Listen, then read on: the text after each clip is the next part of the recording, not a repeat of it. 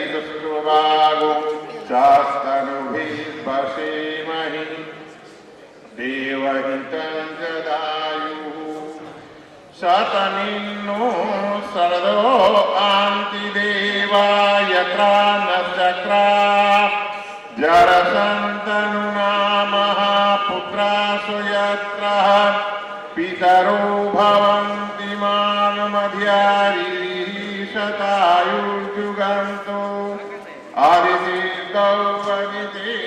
जयतु सदा मम देशः जयतु जयतु सदा मम देशः हिमकिरीट राजित शुभबालः धृतशुचि गङ्गा यमुनामाल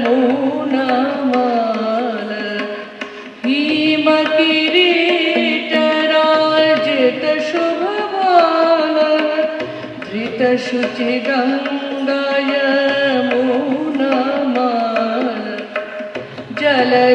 जलधिक्षालित चरण विशाल ललित मनोहर वेश जयतु जयतु सदा मम देशः जयतु जयतु सदा मम देशः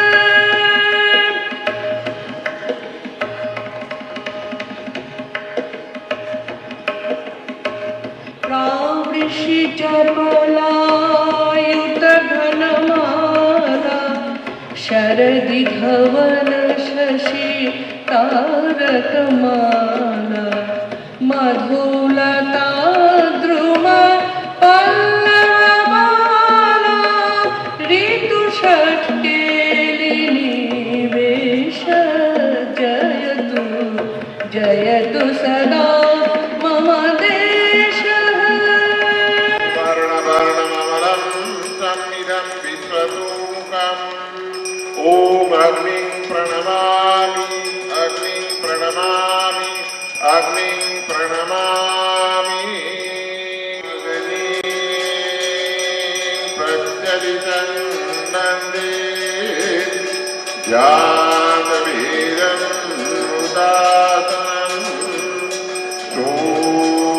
सुवर्णवर्णमलं संविदं विश्वतूमुखम् अग्निं स्थापयामि ॐ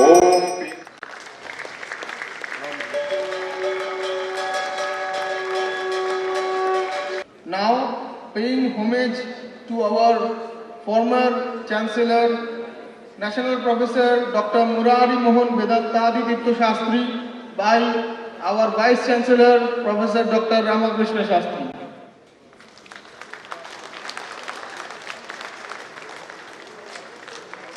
Now paying homage to Pandit Murari Mohan Vedantadi Tirtha Shastri by our Chancellor Dr. Satyanarayan Chakravarti. Howrah पंडित समाजम इति प्रतिष्ठानस्य प्राणपुरुषासि असौ मुरारी मोहन तस्य सुष्ठु परिचालन द्वारा तत्संगठनं हावड़ा नगरे अवैतनिक संस्कृत शिक्षा प्रसारे नितरामेव प्रसिद्धिं जगाम अपरिमेया छात्रा छात्र्यश्च अर्थव्ययं विनैव संस्कृत शिक्षां भविष्यत् जीवने स्वकीय प्रतिष्ठां च प्राप्तवन्तः वर्तमाने भारतवर्षे सामाजिक जीवनेषु पौरोहित्य व्यवस्थाया विशेष प्रभाव परिलक्ष्यते तदर्थमसौ मुरारी मोहन पुरोहित प्रशिक्षण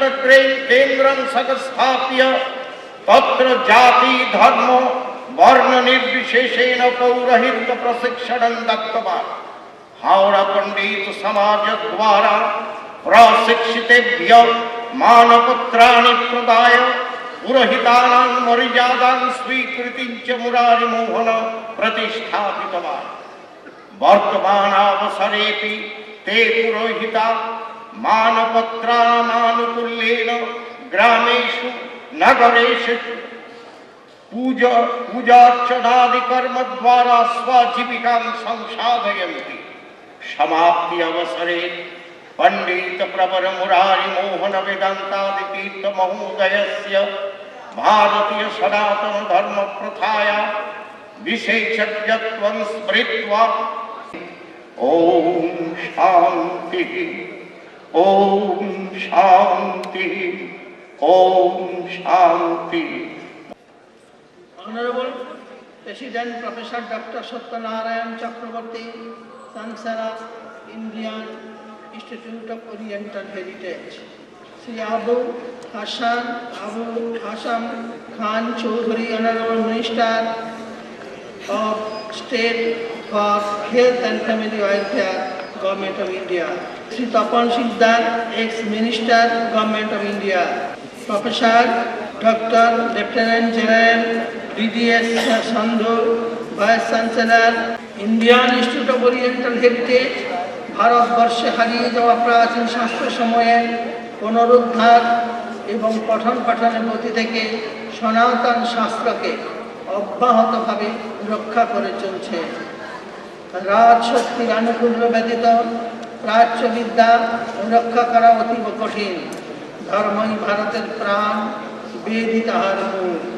এই বেদেরই অন্তর্গত বেদান্ত, উপনিষদ, বিজ্ঞান, দর্শন, গণিত, কাব্য ব্যাকরণ, স্মৃতিপুরাণ, জ্যোতিষ, আয়ুর্বেদ, সাহিত্য, যোগতন্ত্র, আধ্যাত্মবিদ্যা, এই সকল বিদ্যা শিক্ষার নিমিত্ত গড়ে উঠেছে এই সংস্থা Indian institute of oriental heritage. এই সংস্থার পতাকা তলে আজ আমরা সকলে সমবেত হয়েছি, কারণ ভারতের সুপ্রাচীন সভ্যতা, সংস্কৃতি, ঐতিহ্য ও কৃষ্টিকে রক্ষার জন্য আমরা যে সমাজ ভূমিতে বাস করি তার নাম উন্নতিত ভারতবর্ষ। তার থেকে বাঁচাতে সরকারি সহযোগিতার যেমন প্রয়োজন, তেমনই প্রয়োজন বিশ্ববিদ্যালয়ের ও প্রাথমিক স্তর থেকে পাঠ্যক্রমের মধ্যে সংস্কৃত ভাষা অন্তর্ভুক্তি করা। এ ব্যাপারে দেশের সকল শিক্ষাবিদকে অগ্রণীয় ভূমিকা নিতে হবে। ভারতবর্ষের হারিয়ে যাওয়া কৃষ্টিকে জনসাধারণের কাছে তুলে ধরার উদ্দেশ্যে দীর্ঘ 36 বছর যাবৎ Indian institute of oriental heritage এই প্রকার অনুষ্ঠান করে আসছে। অনুষ্ঠানের মুখ্য উদ্দেশ্য আমাদের দেশের লোকেদের মধ্যে সেবার মনোভাবকে জাগ্রত করা ও হারিয়ে যাওয়া অতি প্রাচীন শাস্ত্রবিদ্যা যেমন বেদ, বেদান্ত, দর্শন, উপনিষদ, যোগ, ধ্যান, তন্ত্রশাস্ত্র, জ্যোতিষ ও জ্যোতির্বিজ্ঞান, বাস্তুশাস্ত্র সাধারণ মানুষের কাছে এইসব শাস্ত্র সম্বন্ধে সচেতন করা।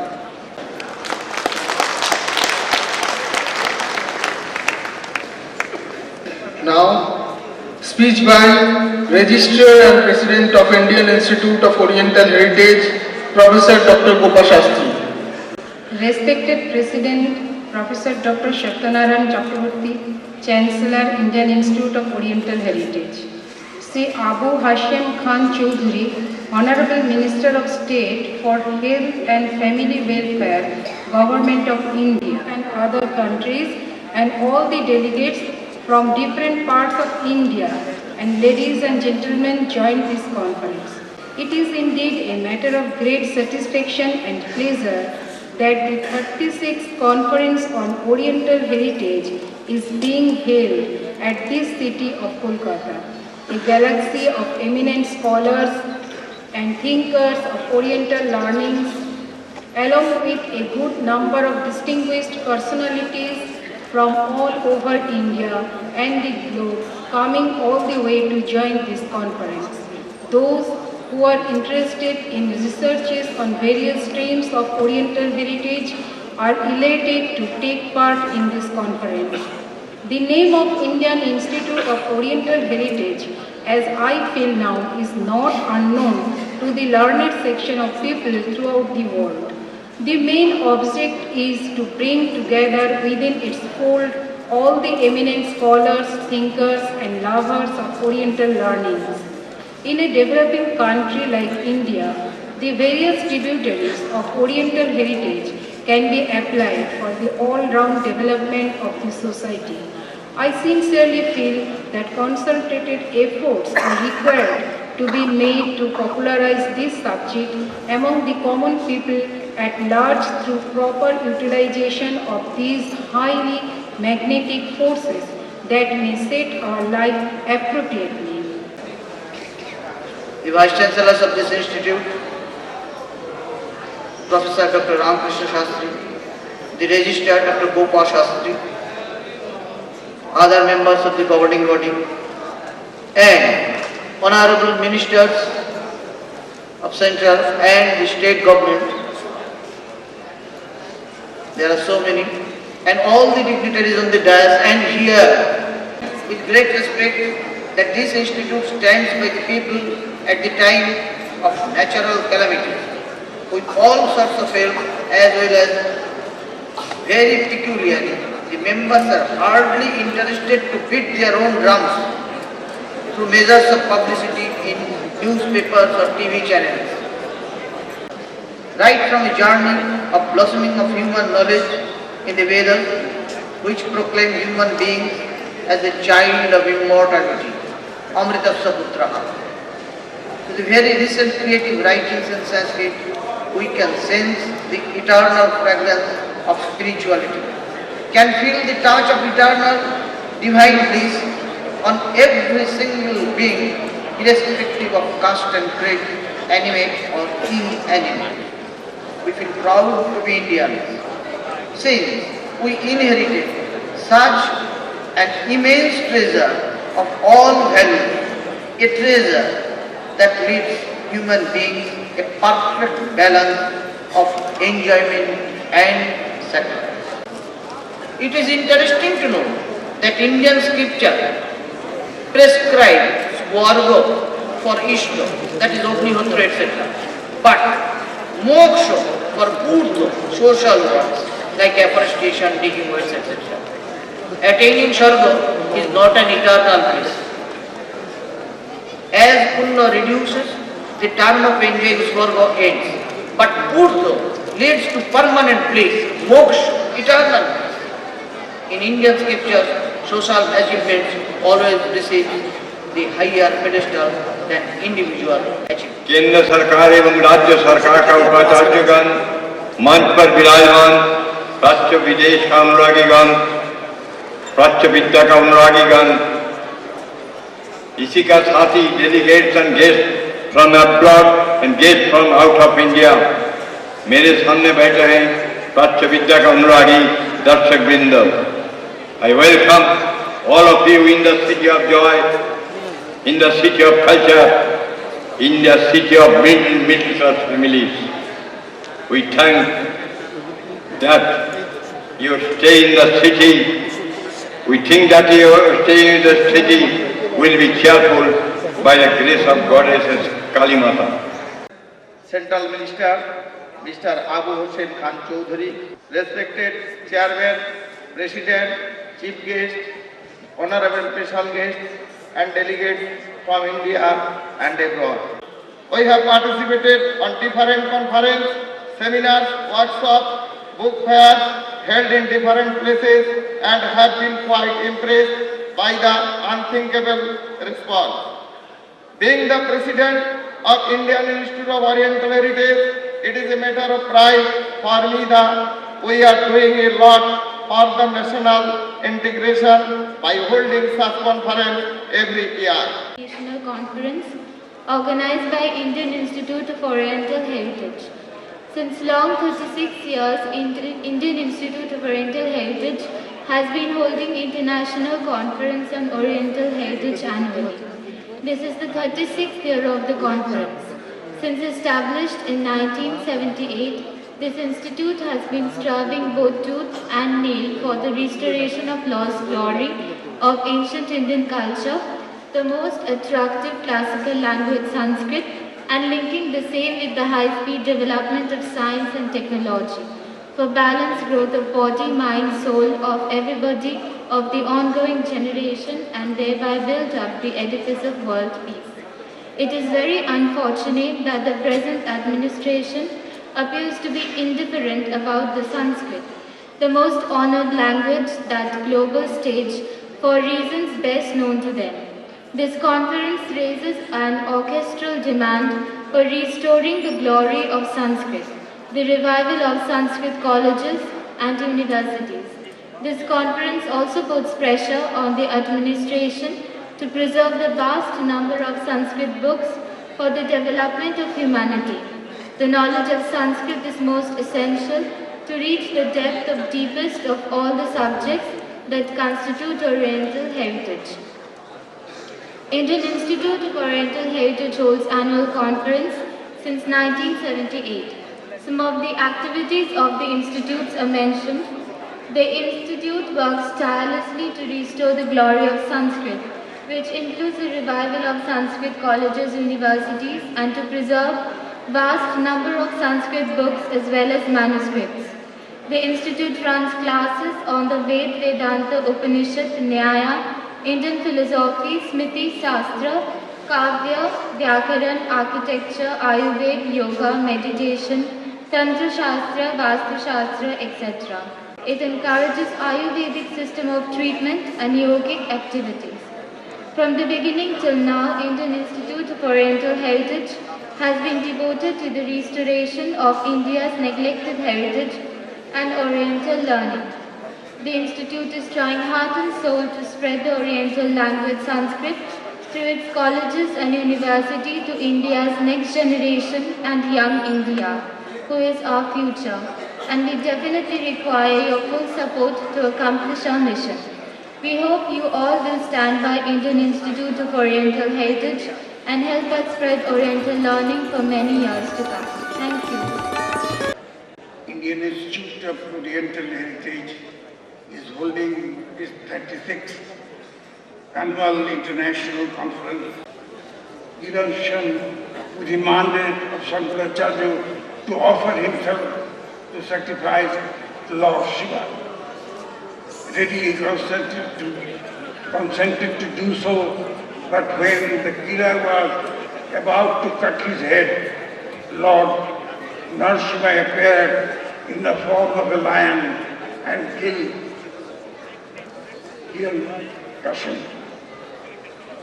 Of late, there has been a tendency of observing laws more in letters than in spirit. It is more by way of observing empty ritual. This reminds us of Shankaracharya's finding. The Mimamsa scholar Kumaril Bhatt's emphasis on observation ritual are necessary and reasonable. We should take inspiration and ensure that if rituals have to be observed, they should be meaningful. Shankaracharya tried to bring unity in the country through his beloved by spreading the message in the four corners of India, which now are known as the Char Dham. This, I am sure, has helped to curb disappears tendencies.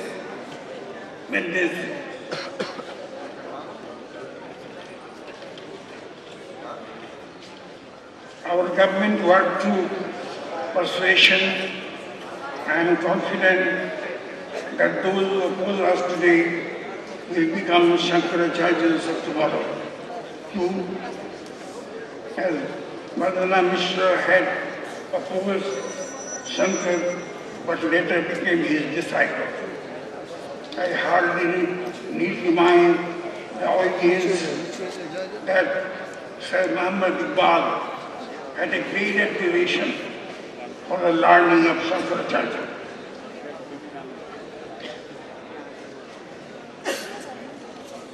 Oriental heritage is a Dhruvi of Shankaracharya has written how the ancient Panthea Upanishad has spoken about everyone's right to acquire knowledge. I wish great future for the Indian Institute of Oriental Heritage. I thank and oblige to the audience for being patient enough to hear me. Thank you. করতালি দিয়ে একটু সম্বর্ধনা জানান। সম্বর্ধনা অঙ্গ হিসাবে গণেশের মূর্তি উপহার দেওয়া হচ্ছে।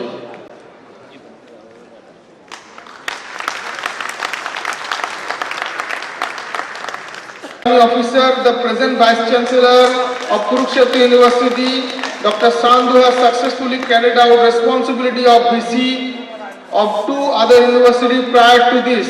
The only army officer who has been honored D.Litt Indian Institute of Material Management.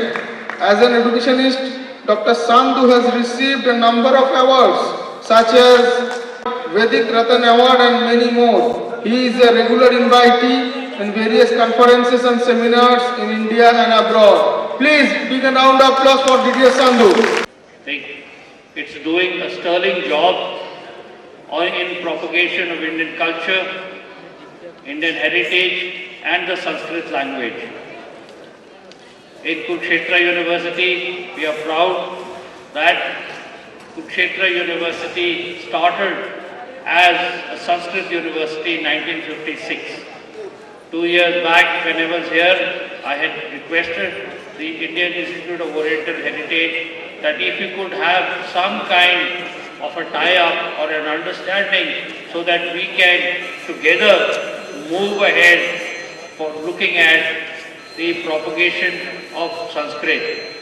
I think the Vice Chancellor was talking and the convener, we were all talking about how Sanskrit has been sidelined over a period of time. Effort being put to maintain that.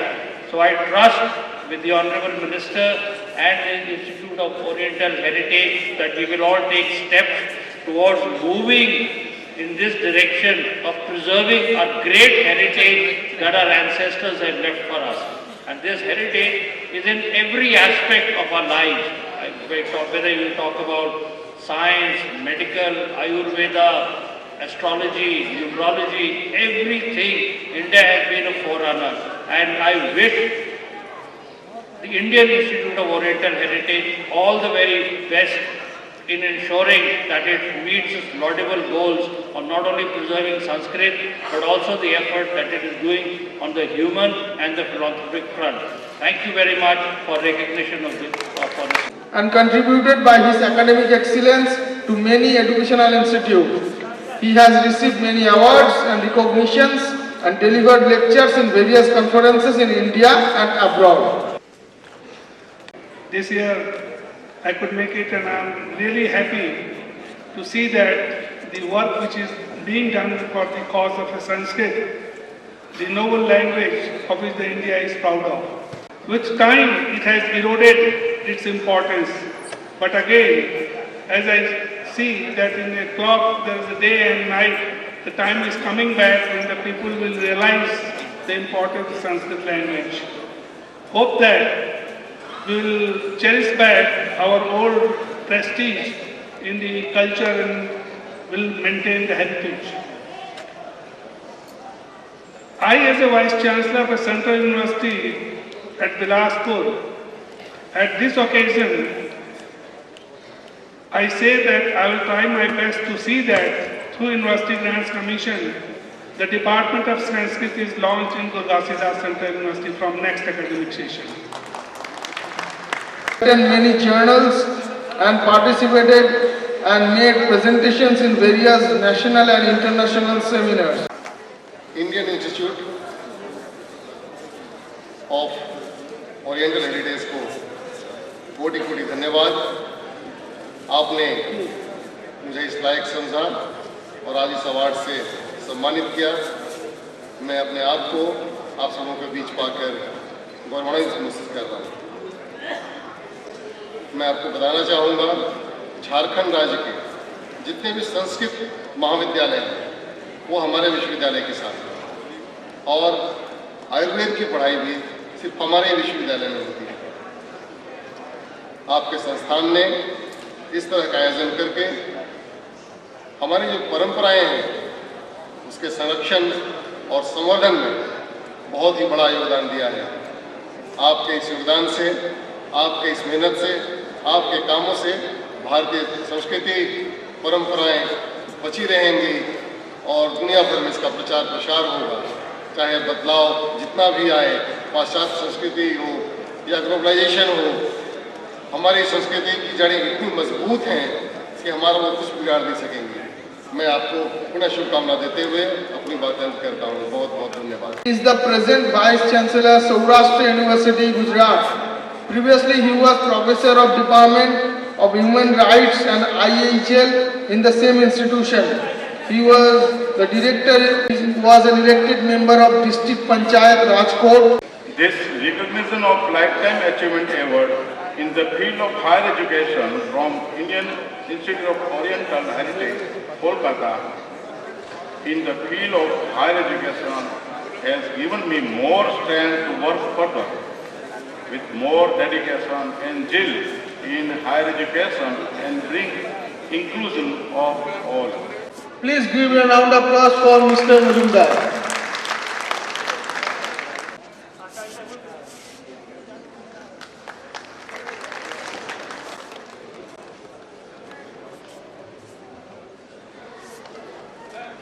Our next awardee is Sudip Kumar Srimal, Executive Director, Nehru Children's Museum, Kolkata. Please give a round of applause for Mr. Srimal.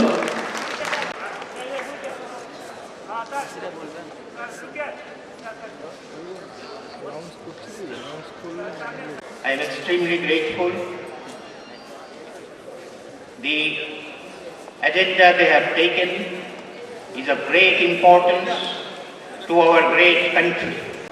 Unlike the Babylonian civilization around 800 BC, Egyptian civilization around 5000 BC, and the Mayan civilization between 7 to 800 AD.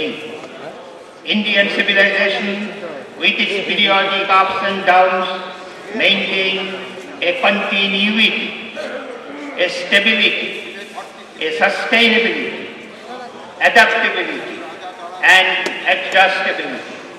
It always moved with the dynamic history of a changing world. Vedanta or Sanatana Dharma is the religion of India.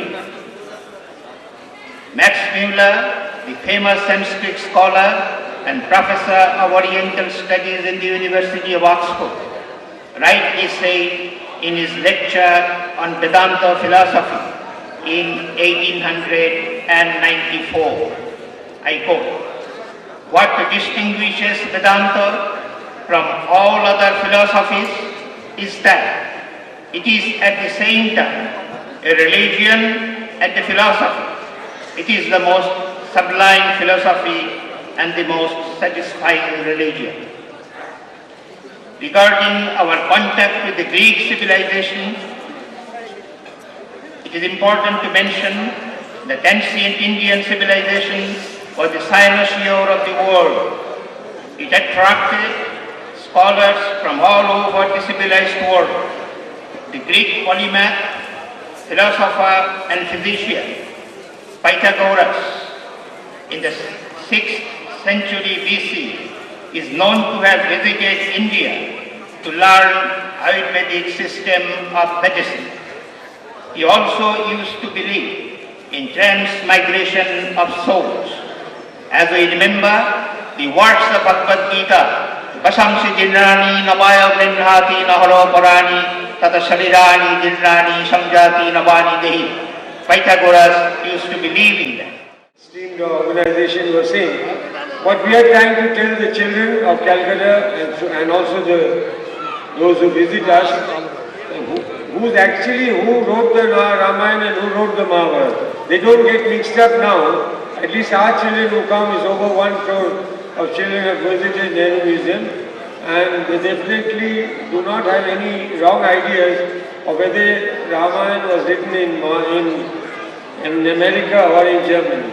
So in our small and very humble way, we are trying to create this tradition of India, and I'm sure we'll continue as far as we get the support of everybody, and we are trying to do it without any government support. Nehru Children Museum, people have a thinking that because it is the name is Nehru, so it's a government organization. It is not the government, it is totally a private organization. It's run by us, but we are trying to run it, sustain it without any government help. Because we feel that there are more important places where the government has to give money or give grants.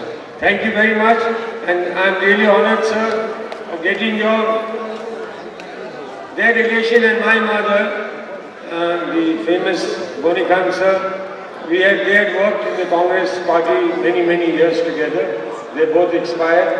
So getting my this lovely presence, honor, was really extra. Thank you, sir, for giving it to me.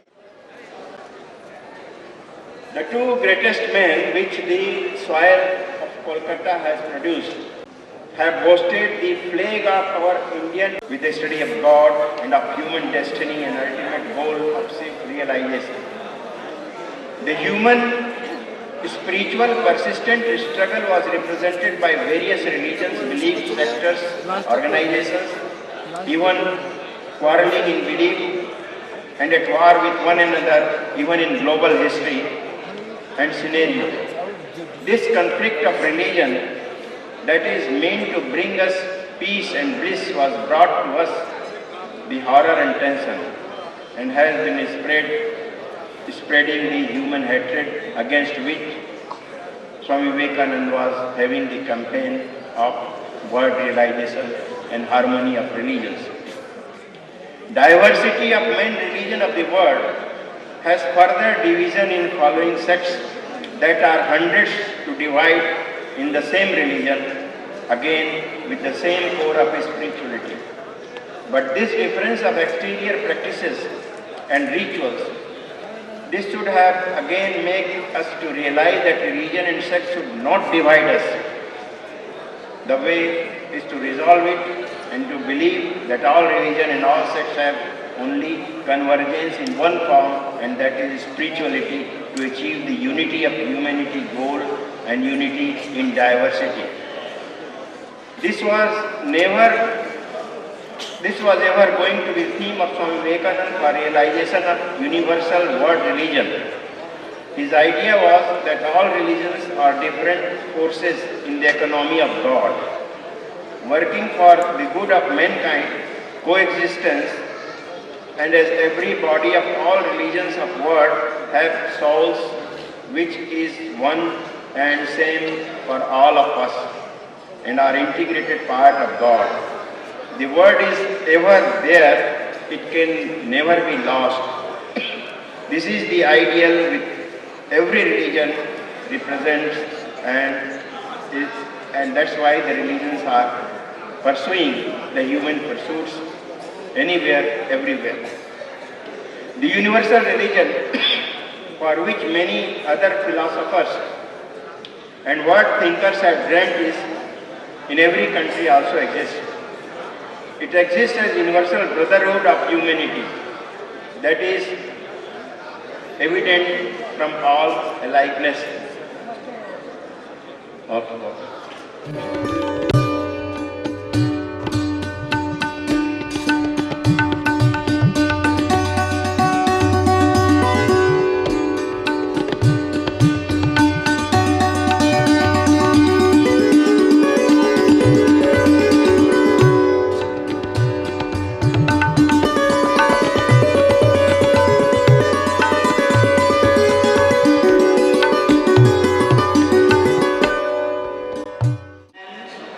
Even people who are very ordinary, they may be laborers, farmers, so let them be blessed, because they feel as if at all we have good lunch and dinner, it is because the farmers who work in the land with their hard hands. So in this way we have to respect them. So we have to bless them. And people who live with their family members, with their wives, with their husbands, their children, because there will be so many problems. Every family has its own problem, but we have to adjust. It's not so. You should not say immediately, reverse. I don't want to be your husband. I don't want to be your wife. You are not my son. You are not my daughter. In this way we should not speak. So the tolerance, the patience, they are the best for everyone.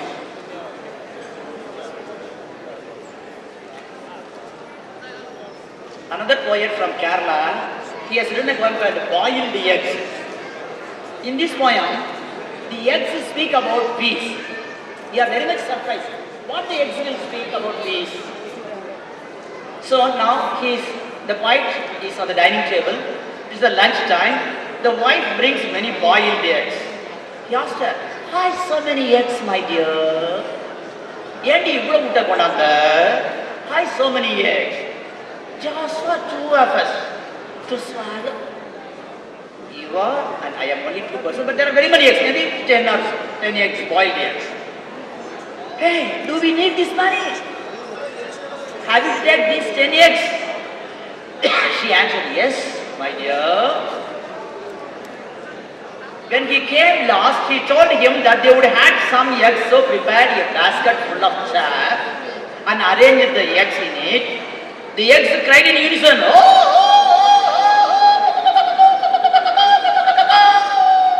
The eggs cried to the lady, don't hate us in your world.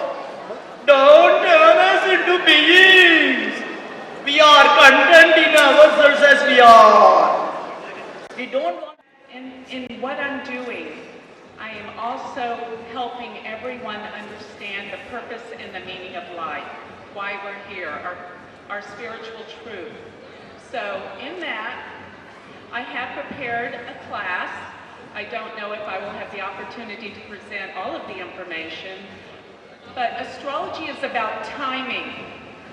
And what we're here to know is when it will be the best time to do certain things in our life. And I want you to know that this year of 2013 is a very important year because we have Saturn and Rahu are going to conjunct for the next year and a half.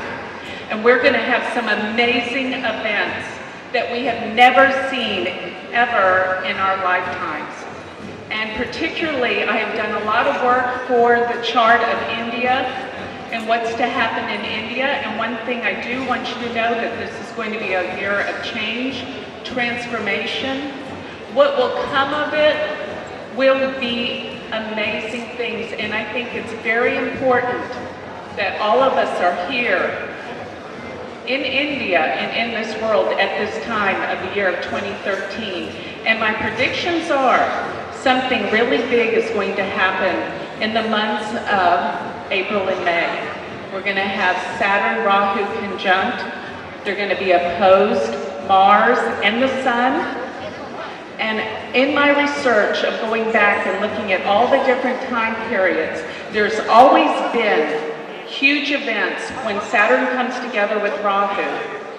There's been in the United States of America, just to give you an idea, there was 2 major assassinations. And also in 1945, does anybody know what happened that year? There was the bombing of Hiroshima. And my point is that every time these planets come together, there is a mass event that changes consciousness in the way that we view the world. This is about to come upon us in this year.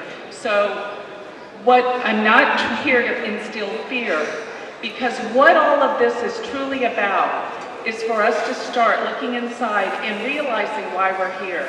And I believe the reason why we're here is because we're to open the hearts, come together, and look at other people and connect in a spiritual way, realize why we're here, that it's through ourselves and the connections of others that we're here to find our truth. Thank you. And thank you for listening. Ancient systems of knowledge and wisdom, and that is why I am here today. I think the Indian Institute of Oriental Heritage is doing a lot in that direction to promote these ancient systems of knowledge and wisdom, and I'm very much interested in the work they do, and that's what brings me here today. It definitely twined, or the science factor comes into picture. It definitely supports our past glory. That the science and engineering definitely stood us, with us to create all those monuments or the structure, what we have, now, which was, constructed several years ago. So the science factor is very much involved, as just now mentioned by Dr. R. Nageshwar Rao. So we had to propagate the science factor entwined with this heritage. That's where I believe I can work in that regard. Because I'm an educationalist, a trained student with chemistry knowledge. I can tell them that you look into the heritage parts of the thing and then dig up the science problems in it. How do you support them? How do you bring out? How do you, put a bridge between this heritage or your Oriental heritage or the science part of it with them? To make a bridge between them, bring some faith in them, propagate the faith, and then bring some harmony between our synergy or the coherence between the science and your heritage. That will, help us a lot. It can bring our past glory also. You understand? In this regard, I briefly mentioned, I am being basically a scientist who try to relate some of the discoveries that have been made by our Vedic people, and some of the things, what are the great discoveries, I will try to mention few of them in this regard. In our side, Vedic people, way back from 2 centuries to 2000 years back, say the contribution to the mathematics, I will say, initially the number system has developed, say 1 to 9 has developed, and subsequently there is a lull, how to proceed after 9, what should be the next thing. The Indians are the first people to say contribution of 0. 0 is invented by Indians. So then everything started working nicely. A decimal number system has evolved, say tens, hundreds, thousands, and 10,000. It is like that, that is the greatest contribution that our ancient Indians made to the science. In this regard, Albert Einstein says that we owe a lot to Indians who taught us how to count, without which no worthwhile scientific discoveries could have been made. That is the compliment which is given by great scientist Einstein. That way, another thing I will say, if you take the square, the circumference to the ratio of the circumference to the diameter, it is constant irrespective of the size of the circle. The ratio is almost 3. That was what these people used to assume. But our people, our Indians initially they calculated and told that it is not 3, it is 3.1416. Now, floral ovation and garlanding to His Holiness Jagat Guru Shankaracharya, Kanchi Kamkodi Pithadipati Srimad Shankaracharya Saraswati Maharaj Ji by Dr. Ramakrishna Shastri.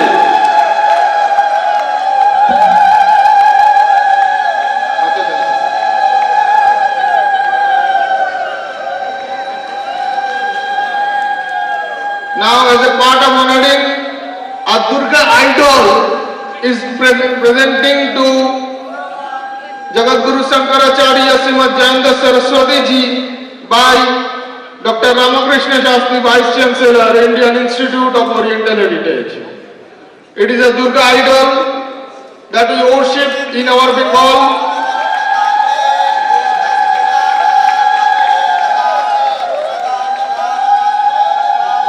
The wearing vastram is presenting to Jagat Guru Shankaracharya with shawl.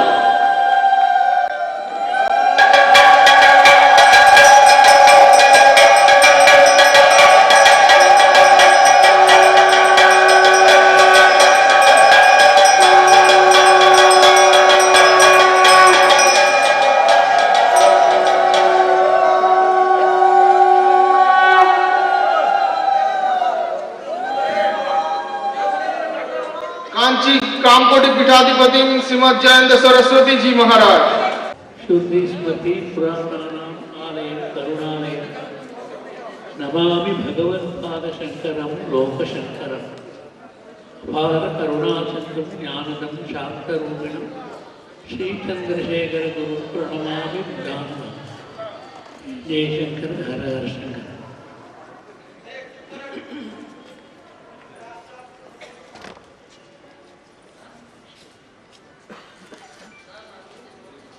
ढाई हजार पहले भारत में बौद्ध धर्म और जैन धर्म दोनों आकर के अपना हिंदू धर्म का ह्रास करने के लिए बहुत प्रयास किया है। उस समय पर केरल में जन्म अवतार लेकर के जगतगुरु शंकराचार्य जी ने भारत में पूरा कोने कोने पर जाकर के बौद्ध धर्म जैन धर्मों का ह्रास करके अपना वैदिक सनातन हिंदू धर्मों का पुनः स्थापन किया है। इसलिए यहाँ भी आप लोग मिलकर के जगतगुरु शंकराचार्य का, आदि जगतगुरु शंकराचार्य का चित्र बना करके एक पुस्तक दिया है। उसमें बहुत विषय हेरिटेज होने से पुराना जो है वही पुराना का हेरिटेज बोलते हैं। इसलिए अपना वेदों का परंपरा से आ रहा है। एक दो दिन से जैसा बाइबल लिखा, कुरान लिखा, वैसे कुछ नहीं है। परंपरा से अनादि काल से वेद आ रहा है। इस वेदों का ऋग्वेद, यजुर्वेद, सामवेद, अथर्ववेद, शुक्ल यजुर्वेद, उसमें भी एक में भी अनेक शाखा है। इस वेदों का उपवेद, ऋग्वेद का उपवेद आयुर्वेद, यजुर्वेद का उपवेद धनुष शास्त्र, सामवेद का उपवेद गांधर्व शास्त्र अर्थात गान शास्त्र, म्यूजिक। अथर्ववेद का उपयोग, उसका उपवेद अर्थशास्त्र।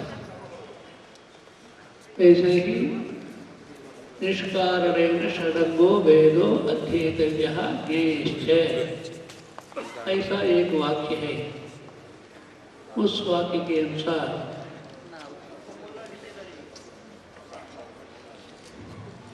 षडंग है। षडंग निष्कारणेन षडंगो वेदो अध्येतव्यः ज्ञेयश्च। इस प्रकार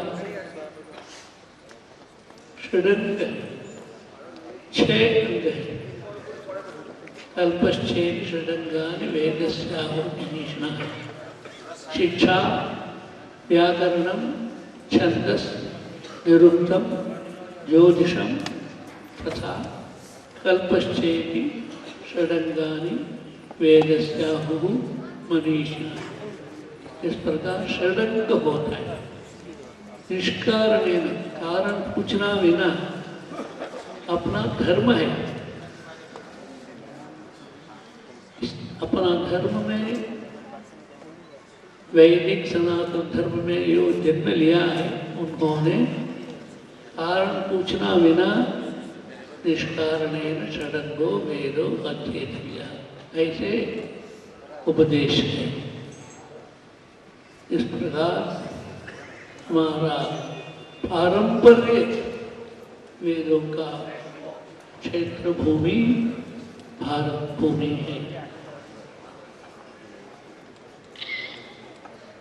ये बंगाल का एक शेष है।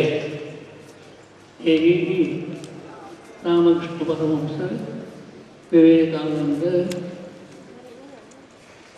और हरे राम हरे कृष्णा, उसका मूल पुरुष सब लोग यही जन्म लिया है। इसलिए ये भारत भूमि में एक अंतर विशेष है, ये बंगाल। ये बंगाल पहले ही एक ही था, बीच में स्वतंत्रता का समय पर ये अलग करके पाकिस्तान से दे दिया। फिर पाकिस्तान का उनका झगड़ा हो के वो अलग हो गया। इसलिए वेस्ट बंगाल ईस्ट बंगाल ऐसे दो हो गए। इसलिए हमारा देश परम पवित्र भूमि है, इसमें सब लोगों ने वेद पाठ अध्ययन करना है। यहाँ बंगाली ब्राह्मण एक भट्टाचार्य नाम पर एक आदमी हमारा पास कांचीपुरम आया है।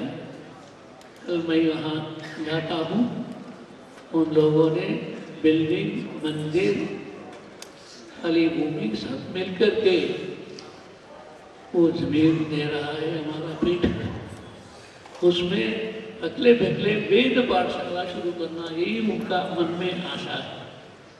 इसलिए कोई वेद पाठी बोलने से हमारा पत्र लिखिए अथवा सामने आकर के बोलिए, हम लोग मिलकर के अच्छा ही काम करूँगा, वेदों का उद्धार के लिए काम करूँगा।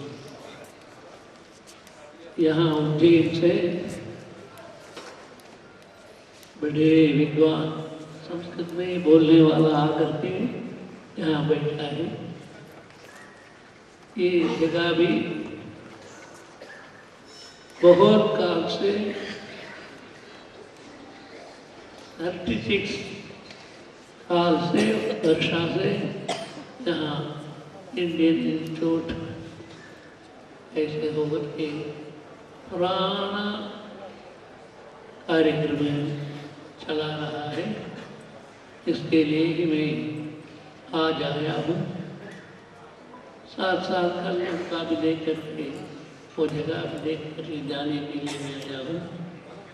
इसलिए हाँ, आप लोग जो काम कर रहा है वो अच्छा है, बहुत बढ़िया काम है। इस पे कल्पश्चे ज्योतिषम नेत्र मुच्यते। ज्योतिष शास्त्र नेत्र रूप का विशेष रूप में होता है। ज्योतिष केवल किताब से पढ़ने से कोई फायदा नहीं, उससे बड़ा लाभ कोई नहीं। आंखों से ऊपर दे करके, आकाश दे करके कहाँ कहाँ नक्षत्र है, कहाँ कहाँ राशियाँ है, ये सब देख करके उसके अनुसार याग यज्ञ वगैरह करने के लिए ही वो ज्योतिष शुरू हुआ है। लेकिन आजकल आदमी का भी, पृथ्वी आदमी का भी क्या क्या होता है ये सब बोलने के लिए ज्योतिष उपयोग हो गया। इस प्रकार ज्योतिषम नेत्र मुच्यते, ज्योतिषम नेत्र रूप में है।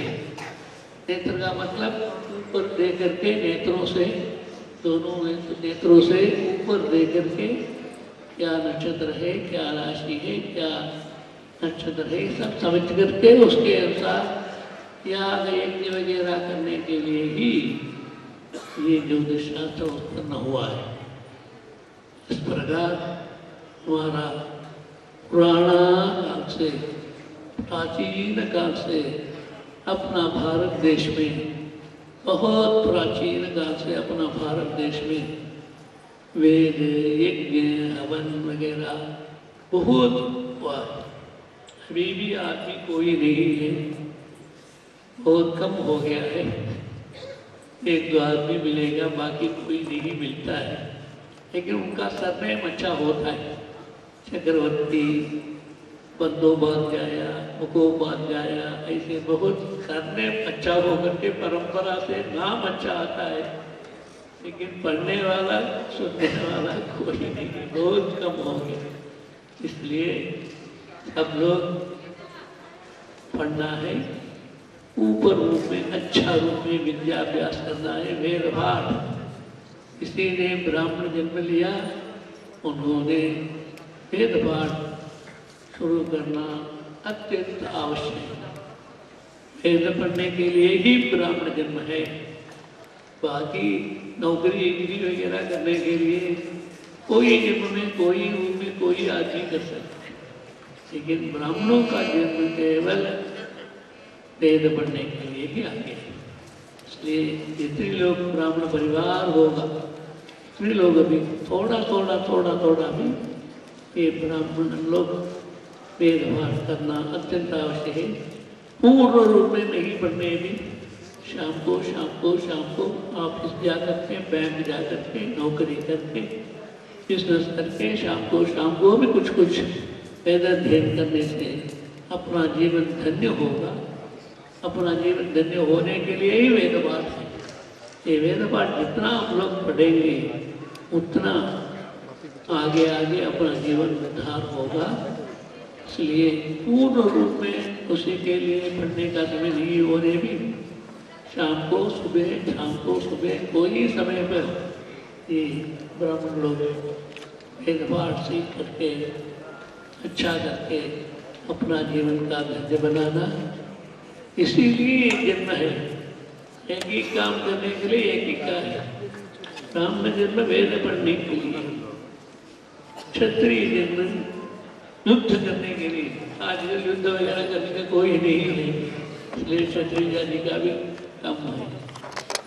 वैश्य जन्म व्यापार करने के लिए, ये तीनों आदमी का भी सेवा करने के लिए। इस प्रकार अनेक कार्यक्रम सिस्टम से अपना भारत देश में बहुत काल से, प्राचीन काल से एक काम आ रहा है। इसलिए कुछ अपना जीवन सुबह अथवा शाम को थोड़ा वेद अध्ययन करके अपना जीवन का उन्नति होना, ये कार्यक्रम ये इंस्टीट्यूशन है ना, ये इंस्टीट्यूशन द्वारा कोई जगह पर ऐसे व्यवस्था करके उनका द्वारा अपना जन्म धन्य होने के लिए प्रयास करना। बाकी जाति सब हिंदू है। हिंदू होने से विभिन्न जाति होने भी सब लोग हिंदू नाम पर एकता होने से हम सब लोगों का पुण्य मिलेगा। इसलिए एकता की अपना जीवन का मुख्य उद्देश्य है। अपना वेद पाठ अपना ही है। जो बंगाली होगा, दूसरा भाषा होगा, कोई होगा, वो अपना पठन से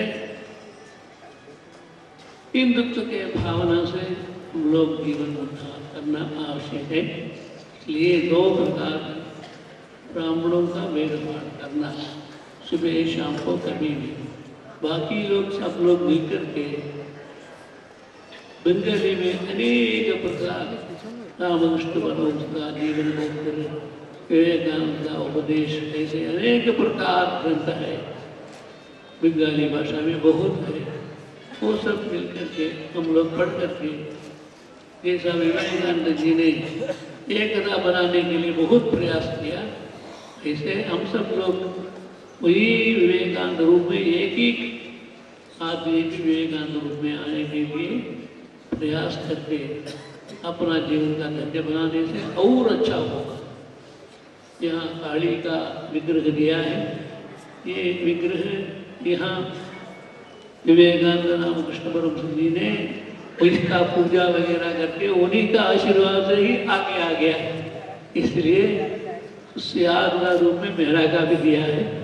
इसलिए मैं गया हूँ, अगली बार जब इधर आया हूँ, कलकत्ता आया हूँ, तब 1 महीना वहाँ ही रहा हूँ। नेशनल कॉलेज में रहा हूँ, नेशनल स्कूल में। उसमें बच्चों लोगों का बहुत वेद पाठ, संस्कृत पाठ, भजन कीर्तन सब कुछ किया हूँ। उस समय पर वो काली मंदिर भी दर्शन करके, रामकृष्ण मठ और विवेकानंद उन लोगों ने पूजा किया, काली पूजा, वो काली देवी सब दर्शन करके आया उसी समय। इसलिए हम सब लोग अपना अपना धर्म क्या है ये पूछताछ करके अपना धर्मों के अनुसार ये काम करके अपना जीवन का धन्य बनाना। इसलिए हम सब लोग अपना धर्म क्या है ये पूछताछ करके हम लोग विचार करके उसके अनुसार अपना जीवन का बना करके हिंदू लोग सब एकता होकर के अपना जीवन का एक हिंदू धर्म है, ऐसा मुस्लिम और सिख सब भयकरम गुरुम शुक्लाम शुक्लांबरधरम सूर्यासनः कृताश्रयः ओम शंकरम शंकराचार्यं केशवं बादरायणः सूत्रभाष्य कृतं वन्दे भगवन्तु पुनः पुनः।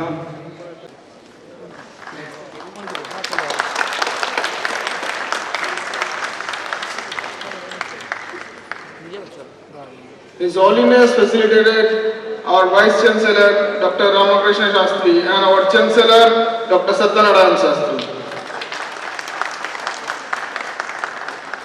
Next awardee Dr. Suresh Prasad Singh, former Vice Chancellor with Kanwar Singh University.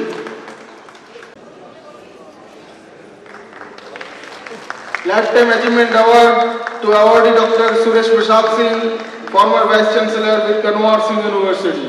Next awardee Dr. Harshavardhan Tiwari, former Vice Chancellor Barkatullah Tiwari, former Vice Chancellor Barkatullah University Bhopal.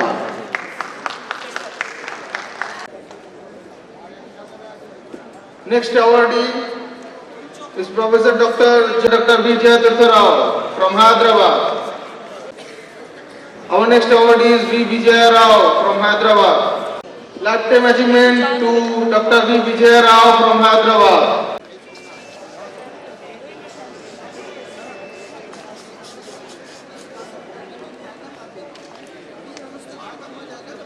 Dr. Madan Mohan Ghosh from Jamshedpur. Lifetime achievement award to Dr. Madan Mohan Ghosh, Jamshedpur. Next awardee Dr. K. Balachandran.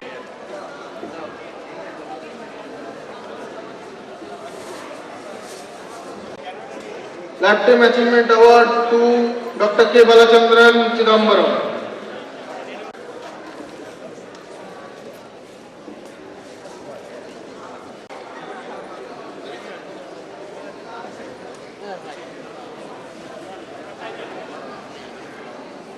Dr. Bhaskar Raguraman from Tripura.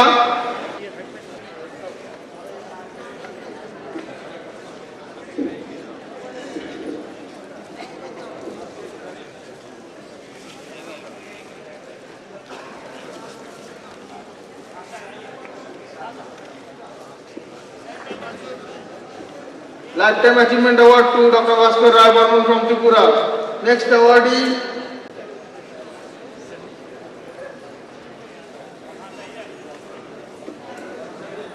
Lifetime Achievement awardees are receiving award from His Holiness Jagadguru Shankaracharya Srimad Jayanta Saraswati Maharaj Ji with his blessings. Dr. Abha Kulashrestha,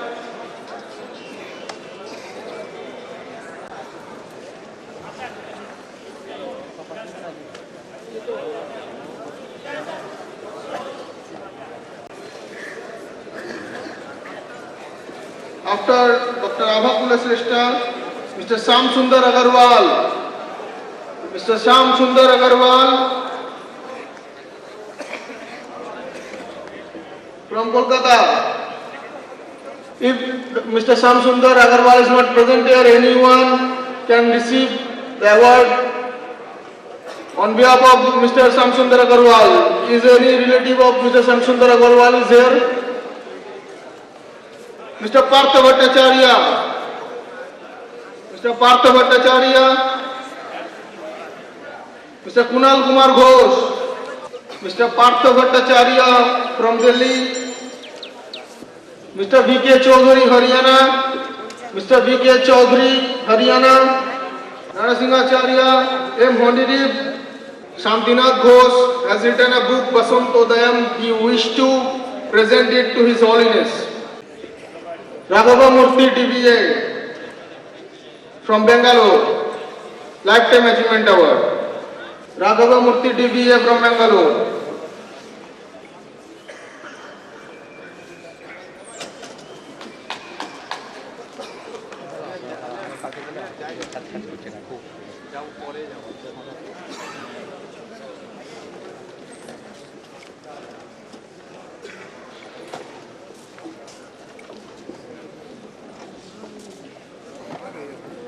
Now speech by Dr. Manobendu Bandyopadhyay, Sanskrit Sahitya Parishad. Shankaracharya, we are really glad, the Institute is really glad that we have with us the great Shankaracharya of country Bangladesh. When we have seen him in our midst, we are really glad that such a person has come to stay for some time with us. I pray Shankaracharya Holiness, His Holiness lives for more than 100 years. Shatashitam Varsham Jivantu Bhavanta. And we will expect that the Oriental Institute will receive grace, blessings from Shankaracharya, His Holiness, so that we can prosper, we can spread our fame amongst all Indians and amongst the world. I pray his long life, good health forever, and I salute him from the core of my heart. God bless you, and you bless us, please.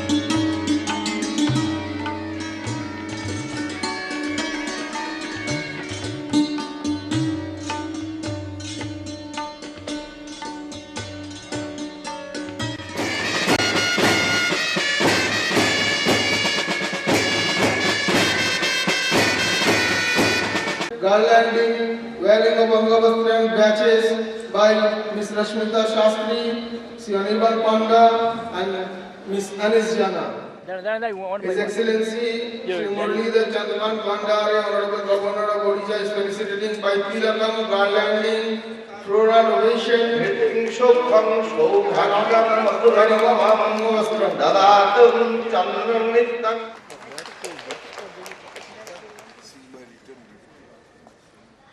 Mahamahopadhyay Pandit Satyavrat Shastri by wearing Angavastram, batches and garlanding. Round of applause for Mahamahopadhyay Pandit Satyavrat Shastri, an excellent scholar.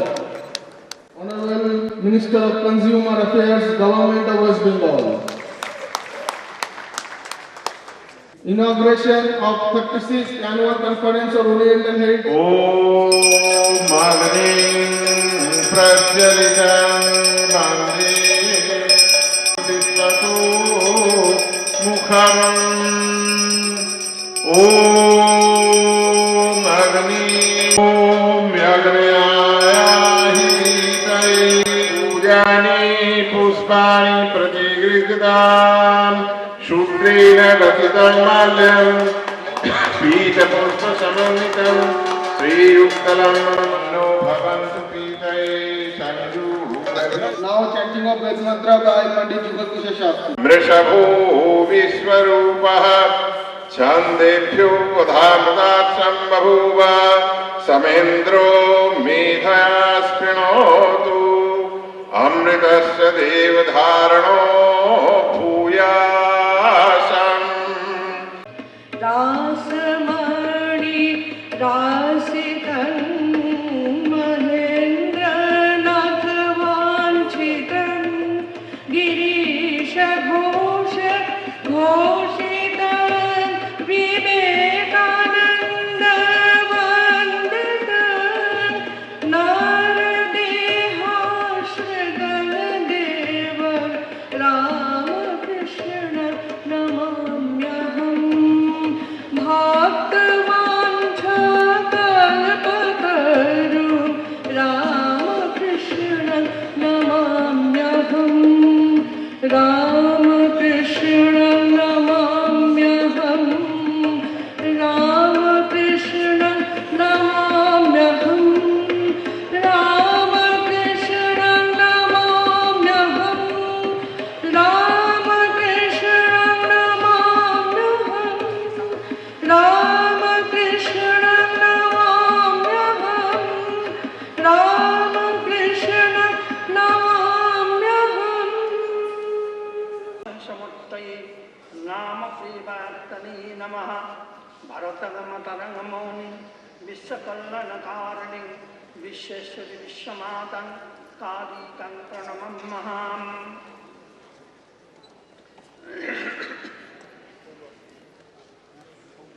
माननीय सभापति प्रधान अतिथिश्च विशिष्ट अतिथिश्च विद्वांस कवयश्च शास्त्रज्ञश्च विदग्ध वैदिकाश्च विश्वस्थिता ज्ञानमन्त्रश्च सर्वे भो अमृतस्य पुत्रा अस्यां षट्त्रिंशतितम अन्तर्जातिक प्राच्यविद्या उत्तराधिकार विषयके महोदि सभायां समुपस्थिता प्रज्ञावान् च सर्वे भवतां शुभ समुपस्थितात् सर्वानहं स्वागतं करोमि।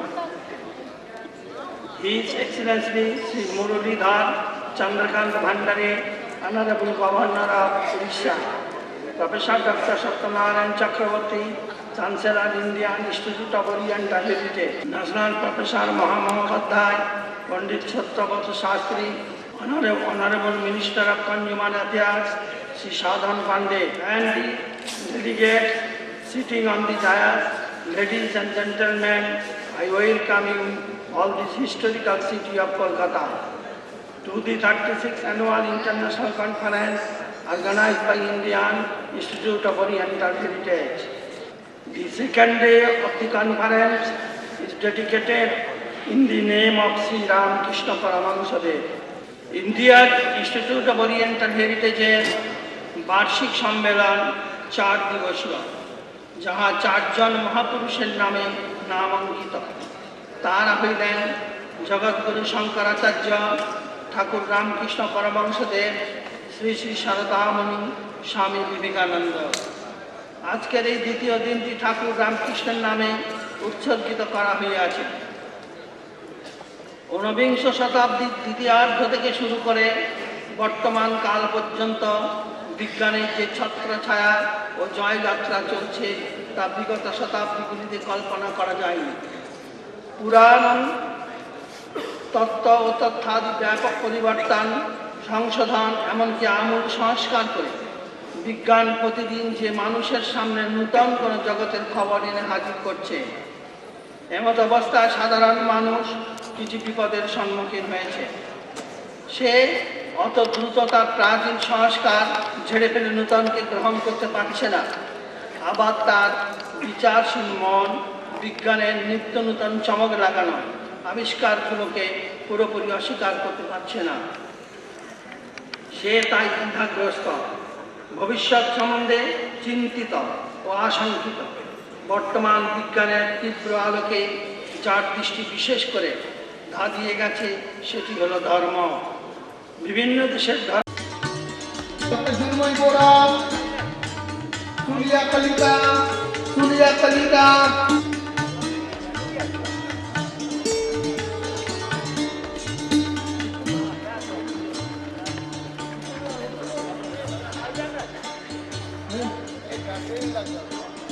Narahari সপ্পকার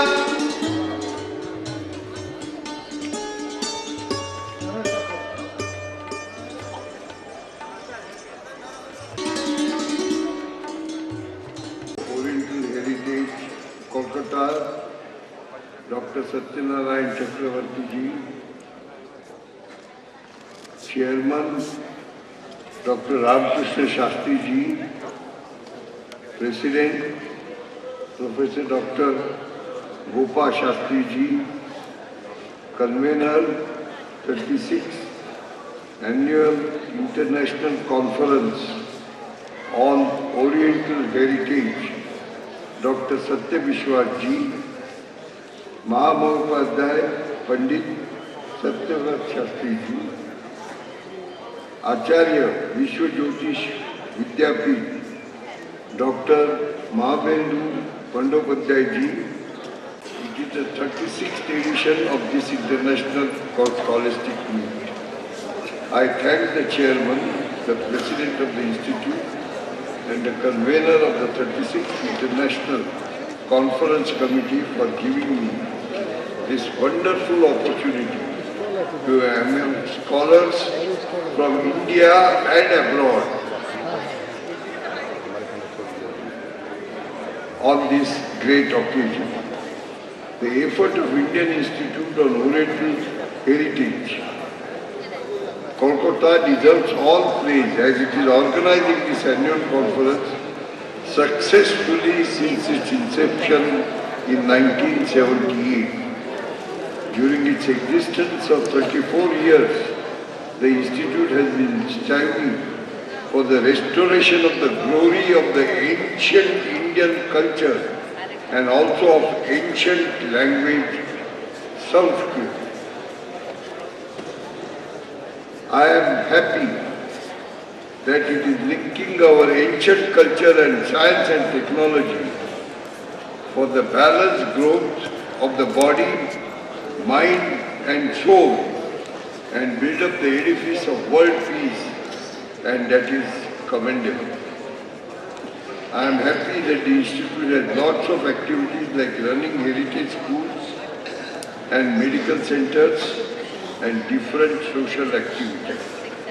I congratulate the Institute and wish it will continue its good work and even expand its sphere too for the benefit of the entire community.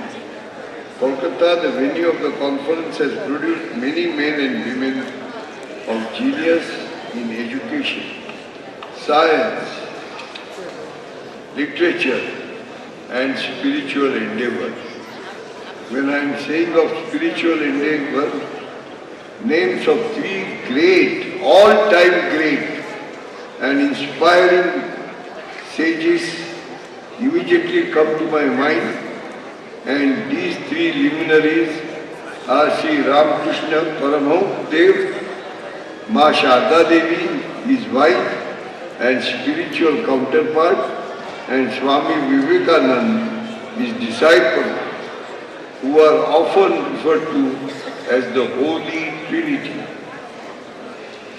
They are always revered for their innate divinity and whose thinking was ahead of time. And I ask, who can forget their significant contribution to the process of emancipation and enlightenment in thought and action in the Bengal Renaissance as well as the Hindu Renaissance of the 19th and 20th centuries. It has been well said that Sri Ramakrishna Paramahansa represents the very core of the spiritual realization to the seers and sages of India. To Sri Ramakrishna ji, all religions are the revelation of God, and they are not contradictory, but they are complementary. In the present day world, threatened by nuclear war and torn by religious intolerance, Swami Ramakrishna's message of harmony gives us hope and and shows us the way towards harmony. May his life and teaching ever inspire us. Sri Ramakrishna Paramahamsa's religious school of thought led to the formation of Ramakrishna Mission by his chief disciple Swami Vivekananda, that became a monastic order devoted to social work. Ma Sharda Devi Ji, reverentially addressed as the Holy Mother, played an important role in the growth of Ramakrishna movement. Though she herself had no formal schooling, she advocated education for women, and even her spiritual insight and utterances are highly regarded by scholars.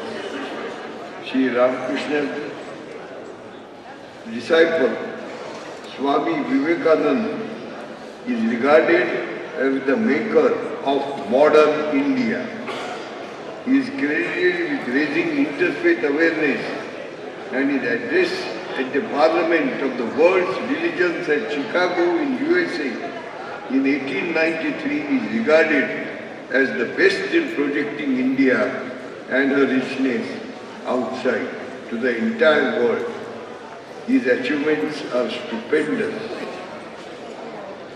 Swamiji's humanistic visions is all about to create a new man who will become aware of his dominant energies and use them for the welfare of mankind, who will see himself in all and thus achieve harmony with himself and the world. His legacy of ennobling ideas continue to inspire and show us the right path.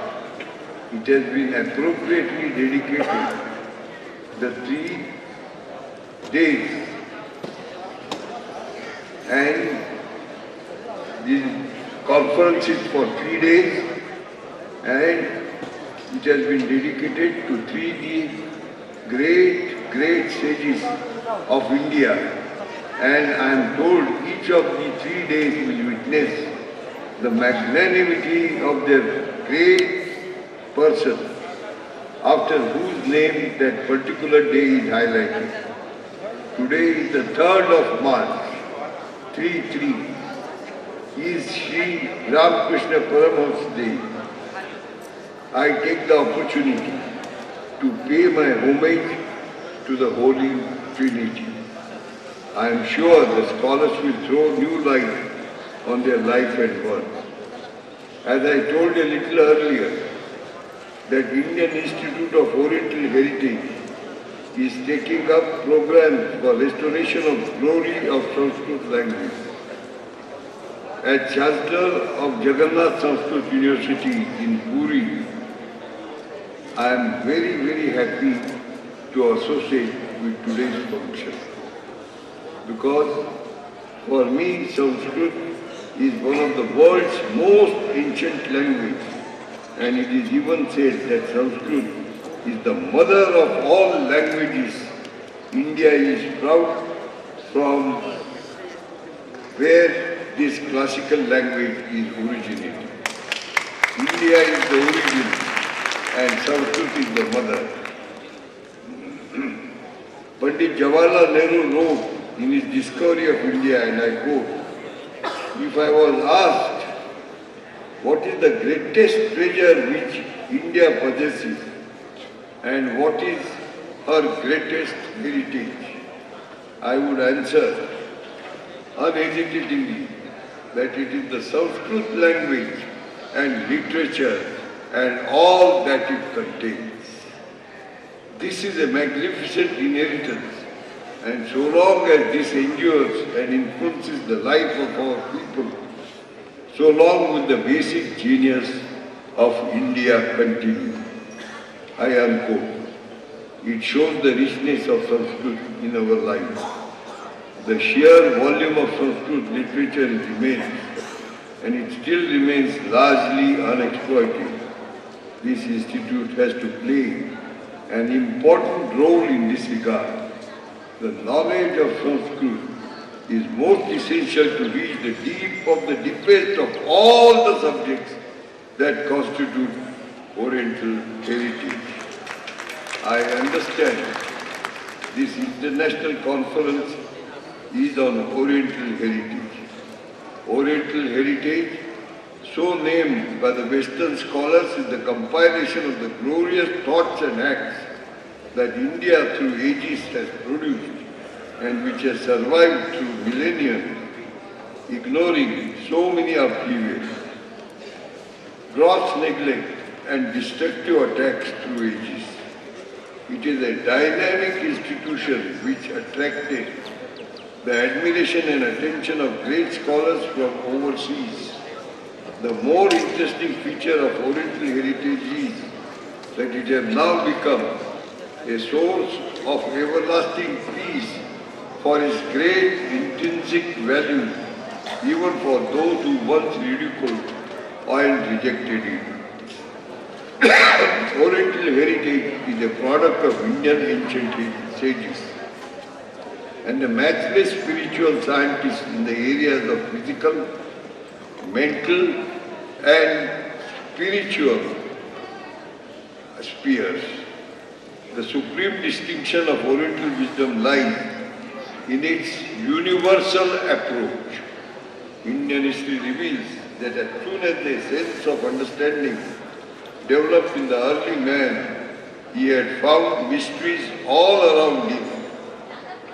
Mysteries involving himself and the universe. The quest for getting answers to a lot of mysteries had gradually developed the foundation of Indian philosophy. Knowledge of the universe was made the subject of the philosophical search because everything revolves around it. Lust for worldly pleasures could not block the early man's keen desire and endless effort to know more and more and to remove all mysteries of the external world and search the inner self and find out what treasures the human mind have had. The founders of many religions, such as Lord Buddha, Mahavir Jain, Guru Nanak were born in India and spread the message of Oriental civilization beyond India, such as China, Japan, Myanmar, Cambodia, etc.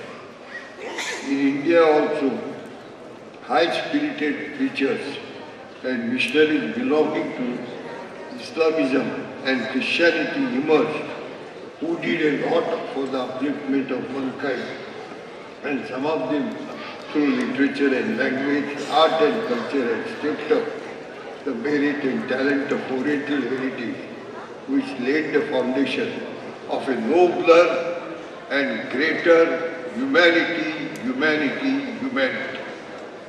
Indian spiritual scientists view the soul as constant, not controlled by the chain of life and death, but the rebirth being only change of body. The soul occupying a new body is subjected according to karma, actions or the natural attributes of the individual life. It is well explained in Srimad Bhagavad Gita that even residing in the body of a perishable being, the indestructible soul is free, formless, eternal and conscious, though it appears to be destructible and bound only because of the limitation a man is beset with. again reiterate that the knowledge of Sanskrit is most essential to reach the deep of the deepest of all subjects that constitute Oriental heritage. The achievements of all streams flow out from the bosom of the wisdom contained in Oriental heritage, such as Ayurveda, dealing with longevity, Vastu Shastra, that deals with architecture, Astadhyayana, that deals with grammar and linguistics, Jyotish, that deals with astrology and astronomy. All are in Sanskrit. Dharma and cultural values can step up the process of national integration and a spectrum of unity in the globe, despite differences of languages, religions, caste, food habits, dress styles, and so on and so forth. We Indians have all along constituted one nation from time immemorial, and always we have maintained one India spirit in India. We have multi-party system, and yet our political difference has never affected our single nation. This vast diversity is not known to any other part of the world. There has been a basic unity despite several superficial differences. In every crisis, we stand united, and for that the credit goes to the Oriental heritage. It is an interesting fact of history that India was forced into a nation neither on account of common language nor on account of continued existence of single political regime over the territory, but on account of a common culture evolved over the centuries. It is cultural unity, something more fundamental and enduring than any other bond which may unite the people of a country together, which has builded the country into a nation. It is really unfortunate that the problems of disunity and moral degradation are showing their ugly faces, and its root cause is the disregarding Dharma. It is well known that Mahatma Gandhi, who was in the forefront of the freedom struggle, had clearly declared that after independence, Ram Rajya should be the foundation of our polity. Gandhiji's ideal of a polity was Ram Rajya. He stood for a society wherein a high ethical standard of life is characterized by the pursuit of dharma, artha, karma, and moksha. It is prevalence of dharma which is characterized an ideal society. Such a society is possible only if the governance of the country is based on clear, efficient and transparent administration. In the past, the king was not only a symbol but was the ruler and administrator, and the king had to observe the dharma of the ruler, functioning in a selfless manner for the prosperity, harmony and happiness of the people. This is Gandhiji's concept of Rama Rajya today. Today, we have responsible governments run by elected people's representatives. Here, dharma does not mean a particular religious sect. It is an undenying fact that the edifice of Indian culture lies in the Vedas, the Upanishads, the Buddhist scriptures, and also confluence of lot of good lessons we receive from people coming from beyond the Indian frontiers.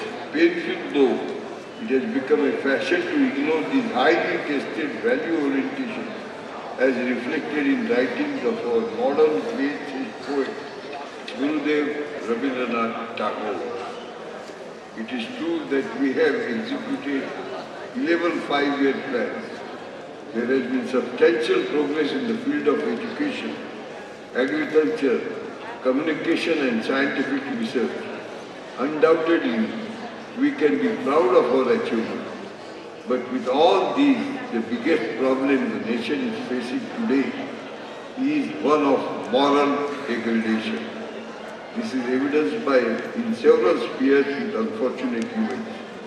The family system, which is the bedrock of our social system, is breaking up. All these things are quite contradictory to our glorious Oriental heritage.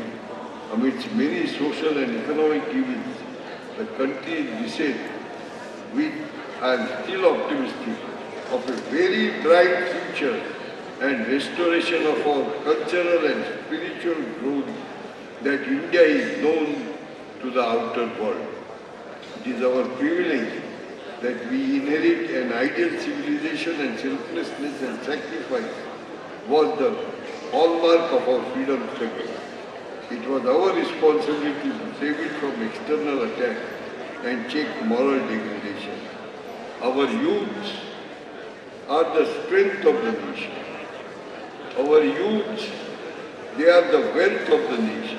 They must be guided properly in realization of their potential and our Oriental heritage, and everything to inspire, motivate and dedicate to the cause of the motherland. It is the mind which needs to be fed with noble thoughts. Here I would like to quote Sri Ramakrishna Paramahansa, who clearly depicted the nature of human being when he said, and I quote, "The mind is everything. If the mind loses its liberty, you lose yours. If the mind is free, you are free too. The mind may be dipped in any color, like a white cloth fresh from the wash. Study English and you must mix English words in your talk in spite of yourself. The Pandit who studies Sanskrit must quote verses. If the mind be kept in bad company, it will color one's thought and conversation. Placed in the midst of devotees, it shall meditate upon God and God alone. It changes its nature according to the things amongst which it lives and acts." Unquote. Oriental way of life is predominantly regulated by spirituality, which is basically reflected through the observance of rituals and activities aimed at acquiring the wisdom about the ultimate truth of life.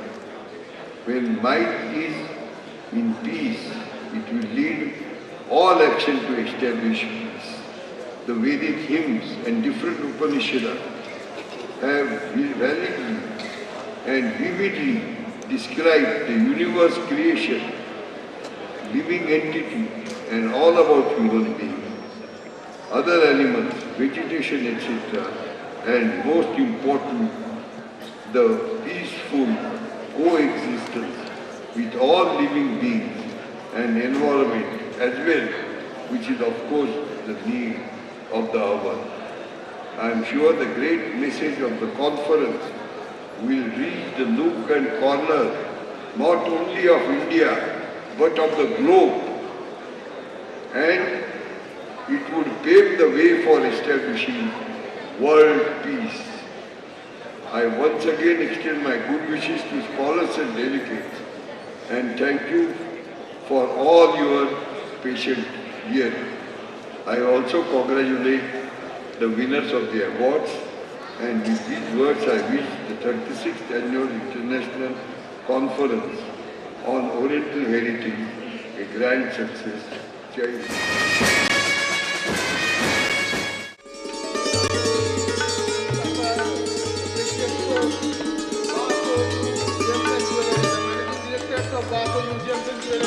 Presenting Dr. Shastri a beautiful picture made of rubies and sapphires. Jnanapith Award. Please give a ring of applause.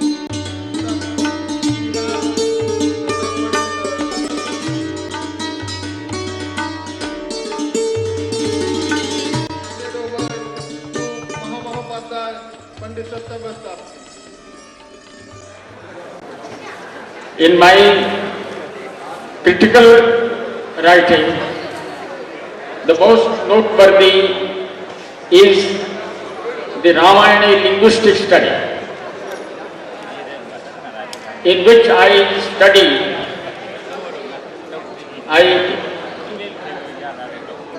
critically evaluated from the linguistic point of view the 24,000 stanzas of the Valmiki Ramayana.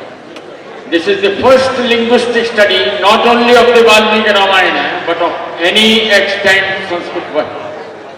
It took me 8 long years of work at the rate of 12 hours a day, and you'll be glad to know 5,000 copies of it have been sold out already. And I am known internationally much more through this work than any other work of mine. In 2005, another work of mine, Discovery of Sanskrit Treasures, in 7 volumes with a total of 2,000 pages was published.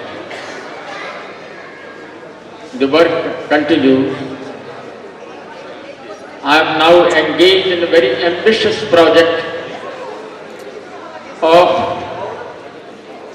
the study of Sanskrit inscriptions of Thailand. I am happy to share the good news with you that I have discovered 136 inscriptions in Sanskrit from the kingdom of Thailand. It has been a stupendous task, moving about from one place to the other in search of something about which people have no idea. It's a corpus of literature that has come to notice. My study will encompass the various areas, apart from transliterating the old inscriptions in Devanagari and Roman, which I have done already, and translated, which also I have completed already. The study will comprise the social, cultural, linguistic and literary analysis. I am nowadays concentrating on this big project, and I solicit the good wishes of all of you over here so that I can see it through in my lifetime. In my creative field, I am now working on a multi-volume Mahakavya under the title Vishwa Mahakavya on the principal cultural currents of the world. The various disciplines of Hinduism, but also Islam and Christianity, and showed to the skeptic population, modern English educated population, that for practice of religion and spirituality in daily life, what we need is not textbook learning, but learning of life, that these religions which are now considered obsolete, that spirituality which is looked down upon by the common public is something which is very practicable, which is very, very realizable in daily life. Sri Ramakrishna also showed to us that religion should not be taught, or rather it is an insult to teach religion to people who are suffering. First their wants should be taken care of. He said that it is not wise to talk religion to people who are empty on their stomachs. Sri Ramakrishna brought in a harmony of religions, not by giving lectures, not by writing books, but practicing them in his room in Dakshineshwar. And as a symbol of the futility of intellectual gymnasium, of the futility of academic study, the young Bengal of that day, intellectuals, intelligent people like Narendranath Datta, who later on became Swami Vivekananda, fell at the feet of Sri Ramakrishna to learn religion, to learn spirituality, to understand the meaning of life and to find God. It is this Swami Vivekananda who then took the message of Sri Ramakrishna to the world at large. And today, while we are celebrating the 150th birth anniversary of Swami Vivekananda world over, we understand that his message of humanity, his message of true spirituality, beyond borders of religion, borders of nationalities, borders of language, color and caste, cannot be overemphasized. Today, if we need one gospel, it is this gospel of Sri Ramakrishna, this gospel of Swami Vivekananda, who did not tell anything new, but told the very essence of Sanatana Dharma, that Ekam Sat Vipra Bahuda Vadanti, the one truth sages call by various names. Today, at a society where new kinds of beliefs are popping every day, in a society where different kinds of cultures come together at the workplace, today we need a religion of humanity, a religion which will see divinity in each person, let it be a man or a woman. And that is what Swami Vivekananda said, echoing his master's words when he said, each soul is potentially divine. I request the Institute of Oriental Heritage to continue this yeoman service to humanity by organizing such conferences and also by impressing upon the public and also the government to bring in education, an education which will bring prestige, an education which will bring pride in our culture. When India is looked up by various countries across the globe for answers in spirituality, for answers to come out of a life full of tension and stress, it's very sad to note that we Indians are forgetting our glorious past. I am very happy that the Institute of Oriental Heritage has been doing this upkeep of Indian heritage and culture year after year. And I pray to Sri Ramakrishna, Swami Vivekananda and Sri Sarada Devi that their work will continue for many more years to come. Thank you. Shastri ji की बहुत दिन की उनकी साधनाएं, उनकी प्रचेष्टाएं के साथ में आज आप लोग दिग्दांतर से देश विदेश से जो समागम हुआ है आपका, ये बहुत ही आप धन्यवाद की काबिल रखते हैं और आपकी उत्साह को देखते हुए नजराना देते हुए ये सच में हमारी आने वाले दिन ये महाजाति सदन में हमारी जो बटने की ये संबंधित है ये बहुत ही छोटा पड़ेंगे और मदगुरु आचार्य प्रोफेसर डॉक्टर रामकृष्ण शास्त्री जी और मदगुरु माता गोपाल शास्त्री जी की उनकी जो प्रचेष्टाएं ओरिएंटल हेरिटेज एंड ज्योतिष ए विद्या को इसकी जो परंपरा उसकी आपको जो सही चर्चा सही ज्ञान देने की जो प्रयास उन्होंने आपने दिन रात की अपने सपनों की अपने ड्रीम की आपके साथ में दे रहे हैं ये हम सब के लिए सही में बहुत सौभाग्य की बात है। तो आप सबसे ये अनुरोध रखते हैं हम ओरिएंटल हेरिटेज की तरफ से आप सिर्फ यहाँ सब समागम होते हैं कुछ अच्छे अच्छे चीज सोच अच्छे अच्छे चीज की कुछ गाते हैं आप लोग भी आइए हमारे साथ में साथ दीजिए हमारा आपसे भी कुछ सीखने की है आपसे डायस में बढ़ेंगे हम बोलेंगे ये नहीं और आगे आने वाला दिन के लिए आप सबको भी इसी प्रकार से प्रस्तुति रहना है आप सबको मिलकर आइए ओरिएंटल हेरिटेज को आगे बढ़ाने की एक शपथ लेना है और हर साल की तरह आपको इसी तरीका से इसकी बधाई देना है। आप सबसे हमारी बहुत बड़ा विनती निवेदन है। आज का ये है, नमस्कार। আবার আমরা দেখলাম কি যে ভাই ভাইয়ের প্রতি মানে বিশ্বস্ততা থাকার দরকার, সেইখানেও খানিকটা সন্দেহ তৈরি করে গেছে রাম এবং ভরত।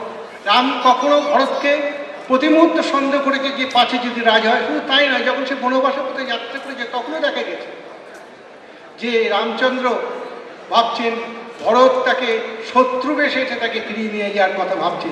অর্থাৎ বিশ্বাসে ভিত চলে গিয়েছে তাদের, অর্থাৎ তাদের ভালোবাসার মধ্যে সেই বিশ্বাসটা আগের মতো নেই। সুতরাং রামায়ণে এইভাবে যদি বিশ্লেষণ করবো না, আজকালকার ছেলেদের মনে এই যে প্রশ্ন, এই প্রশ্ন কোনো সঠিক জবাব আমরা দিতে গেলে রীতিমতনভাবে বেশ হোঁচট খেতে হয়। কারণ তাদের যে এই জিজ্ঞাসাগুলো, এগুলো তো ফেলে দেওয়ার নয়, এগুলোর মধ্যে যথেষ্ট যুক্তি আছে। তার যুক্তি দিয়ে বুঝতে চেষ্টা করছে এর মধ্যে সত্যতা কোথায়। রামচন্দ্র তো পিতৃ সত্য রক্ষা করতে গিয়ে পিতার প্রতি তার পিতার আদেশ নির্দেশকে অবহেলা করেছেন। পিতার আদেশ নির্দেশকে সে মান্য করেন। পিতা মৃত্যু মুখে পতিত হচ্ছে, তবু কিন্তু সন্তানের কর্তব্যবশত সে ফিরে আসার কথা ভাবেনি। এমনকি তার পিতৃশ্রাদ্ধ করবার সময় ভরত যখন তাকে ডাকতে গেল, তখনও তিনি স্বদেশে ফিরবার কথা একবারও ভাবেননি। সুতরাং পিতার প্রতি সন্তানের যে কর্তব্য, সেই কর্তব্য এখানে পালন হয়নি। এই ধরনের বিবিধ প্রশ্নে মাঝে মাঝে আমাদের জেরবার হয়ে যেতে হয়। সুতরাং আমার মনে হয় আজকে রামায়ণ মহাভারতকে তরুণ সমাজের কাছে যুক্তিপূর্ণ করে তুলবার জন্যে তাকে নতুন করে পরিমার্জন করে এবং যা সত্য ইতিহাসগতভাবে তাকে তুলে ধরা। এর মধ্যে অনেক লুকোচুরি আছে, না হলে প্রকৃতপক্ষে রামের প্রতি আমাদের হয় যদি পাছে অসত্য জাগে, রামের প্রতি যাতে আমাদের কোনো রকম বিরূপ প্রতিক্রিয়া সৃষ্টি হয়, সেই জন্যে কাহিনীটাকে সেইভাবে ব্যাসদেব সাজিয়েছেন। কারণ রাম কাহিনী তো ব্যাসদেবের যখন লিখছেন তার আগে এই কাহিনী প্রচলিত ছিল। সেই প্রচলিত কাহিনীকে নিয়েই ব্যাসদেব মনে প্রচণ্ড সন্দেহ।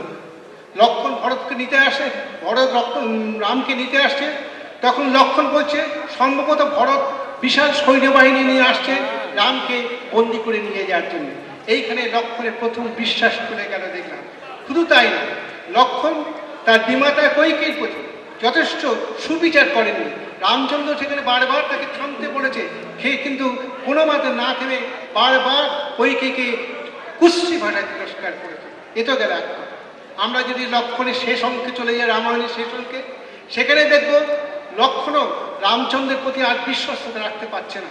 কারণ অযোধ্যায় যখন লঙ্কা থেকে অযোধ্যায় যখন প্রত্যাবর্তন করলো, যখন গর্ভবতী আসন্ন প্রসবা সীতাকে রামচন্দ্র নির্বাসনে পাঠালো এবং সেই নির্বাসনের দায়িত্বটা তিনি দিয়েছিলেন লক্ষ্মণের উপরে। কেন দিয়েছিলেন? কারণ লক্ষ্মণের সঙ্গে মানে লঙ্কা উদ্ধারের সঙ্গে রামচন্দ্রের কিছু কিছু একটা ফিকশন তৈরি হয়েছিল। এই ফিকশনের প্রথম দিকটা ছিল, আপনার মনে থাকবে যে রাবণ ভগ্নী শূর্পণখার সঙ্গে একটা মানে কূটনৈতিক সম্পর্ক স্থাপন করে রাবণকে বধ করবার একটা পরিকল্পনা রামচন্দ্র করেছিল। সেই বাড়া ভাতে ঘি ছাইটিয়ে দিয়েছিল লক্ষ্মণ, যার ফলে সমস্ত পরিকল্পনাটা অন্যভাবে পরিবর্তন করতে হয়েছিল। যাই হোক, লক্ষ্মণ কিন্তু রামচন্দ্রের কিছু কিছু আদেশ নির্দেশকে মেনে নিতে পারছিলেন না। যেমন যখন লক্ষ্মণকে সীতাকে বনবাসের জন্য পাঠাতে হলো, তখন শুধু লক্ষ্মণ নয়, তারা তিন ভাই মিলে প্রতিবাদ করেছিল যে এটা তুমি ঠিক করছে না।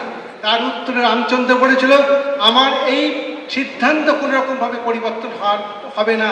যদি আমার ভাইরা এর বিপক্ষে যায় তবে তাদের মৃত্যুদণ্ড দিতেও আমার হাত কাঁপবে না। সুতরাং ভাই প্রতি ভাই ভালোবাসা, সেই বিশ্বাস ऐसे तो ये मुद्रा आप किसी भी आसन में कर सकते हैं। जैसे आप कोई कुर्सी में या घर में बैठे हो या टीवी देखते हो या करते हो, तब भी ये कर सकते हो। इसी मुद्रा के साथ में ओम करने का है। जब आप ओमकार करेंगे, ओमकार 3 शब्द से बनता है, अ उ म। अकारम सत्य रूपम नाभौ। अपनी नाभि में सत्व गुण है, जिस आकार तत्व है। उकारम रजोरूपम हृदय, हृदय में रजोगुण है। और मकारम तमोरूपम मूर्धनि, तमोगुण सिर में है। सत्वगुण यानी शांति, दया, क्षमा, धीरज, उसको सत्वगुण बोलते हैं। रजोगुण संसार की वासना को बोलते हैं। और तमोगुण काम, क्रोध, लोभ, मोह, मत्स्य, ईर्ष्या। जब ये सब बढ़ता है, तमोगुण बढ़ता है, तो आदमी ज्यादा चंचल हो जाता है, मानसिक टेंशन अनुभव करता है। तो इसीलिए अपने को एक थंब की जो लाइन है, इससे ऊपर में दबाने का। अपने बॉडी में ग्रंथियां हैं, जिसमें पित्युतरी ग्रंथि जो अपने दो आंख के बीच में है और जिससे मन की एकाग्रता होती है। तो एक थंब से दबा के फिर अपने को ओंकार नाद करने का, क्योंकि ओंकार है वो आदि मंत्र है। 4 वेद की उत्पत्ति के पहले ब्रह्मा जी ने 5000 साल ओंकार किया था। इसीलिए आप जैसे ही ओंकार करेंगे, आपका स्पिरिचुअल पावर बढ़ेगा, आपका सेल्फ कॉन्फिडेंस बढ़ेगा। किसी भी पढ़ते हुए विद्यार्थी स्टूडेंट का एकाग्रता बढ़ेगा और अपना गोल सही तरीके से कर सकेगा। इसीलिए मैं प्रैक्टिकल में बताता हूं, ऐसे पूरा सीधा बैठ जाने का, फिर धीरे धीरे श्वास लेने का, फिर ओंकार नाद करने का।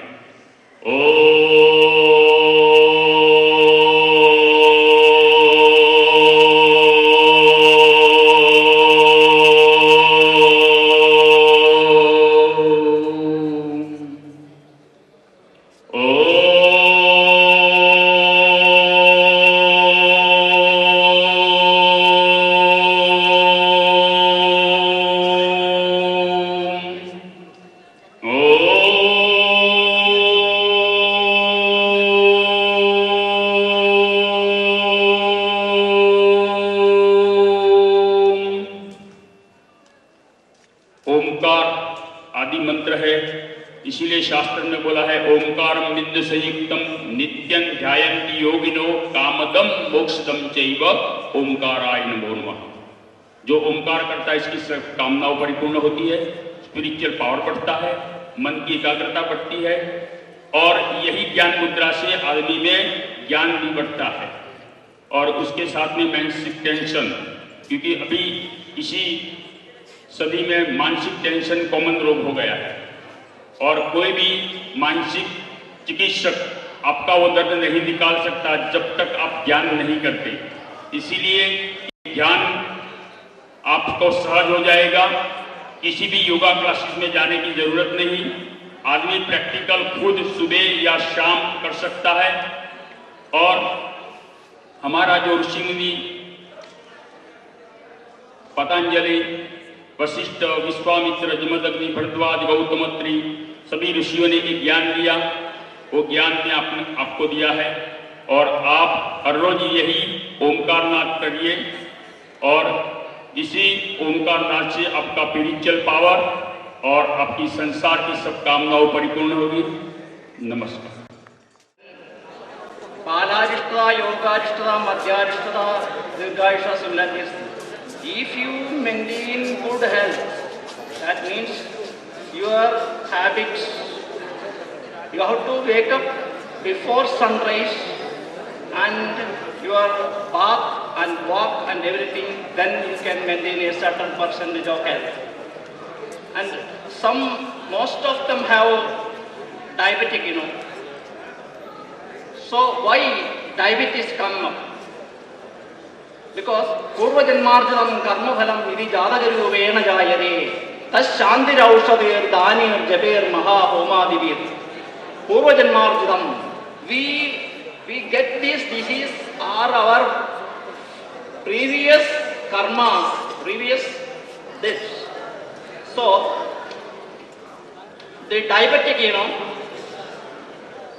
in allopathic diabetic is 3 types: type 1, type 2 and the diabetes in the stage of pregnancy.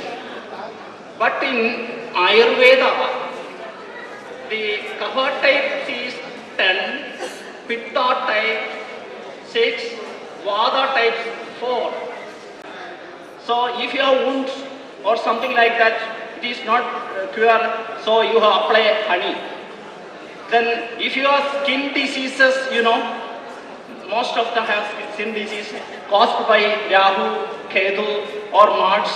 So, neem leaves, neem leaves to cure skin diseases such as boils, ulcers, etc. Ringworm also can cure by neem. Nimbu, that is lime. Lime can prevent cholesterol and it also increases digestion. It prevents the indigestion problems and it gives strength to patients. So it gives to the native health.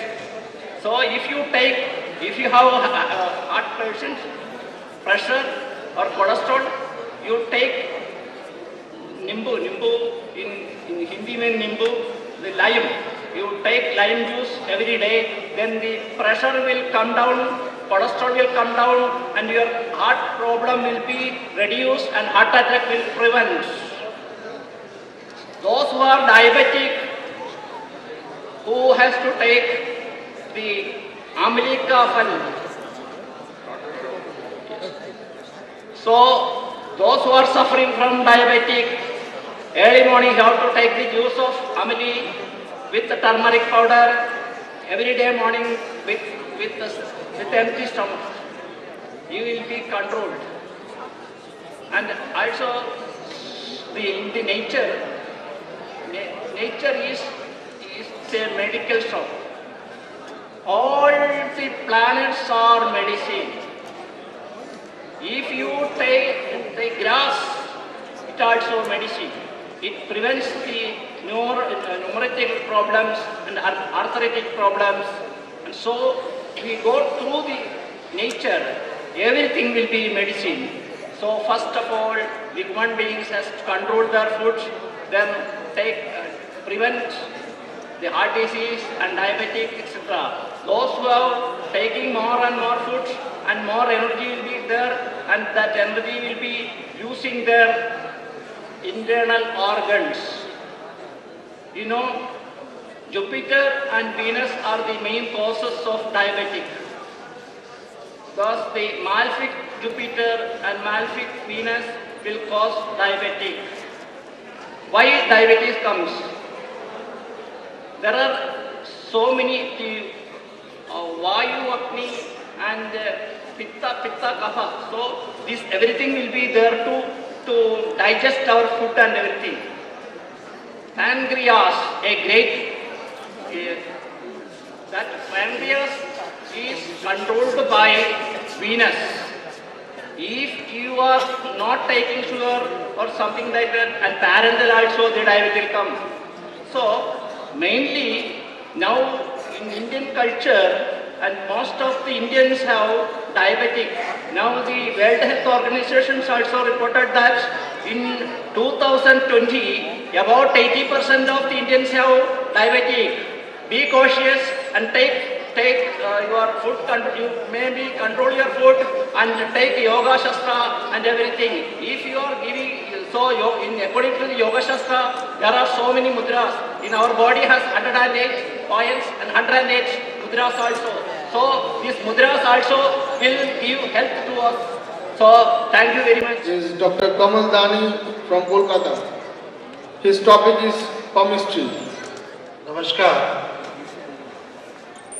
Respected Dr. Ramakrishna Sastri, Dr. Satyanarayana Chakravarti, other scholars and dignitaries on the dais, and delegates from all over India and rest of the world. I am Professor Dr. Kamal Dani. I am a practicing consultant palmist. I am going to speak today on the fingers in the palm. We have to observe very carefully the fingers of the palm and then predict the future of a person. Normally, palmists and astrologers see only the palm and lines and start predicting the events. But this is not correct. You have to see the fingers. Lot of things can be predicted from this side and this side of the fingers. Normally there are 7 types of fingers. 5 are prominent, 2 are not prominent. The prominent types of fingers from this are square tips, then spatulate tips, artistic or conic tips, philosophic fingers and mixed fingers. These 5 tips are found much. The other 2 which are not found are psychic and elementary. Out of these square, spatulate and artistic are the most successful persons. Out of these square, spatulate and artistic are the most successful persons in life. We have 4 fingers. This is index finger or Jupiter finger. The first finger is index finger or Jupiter finger.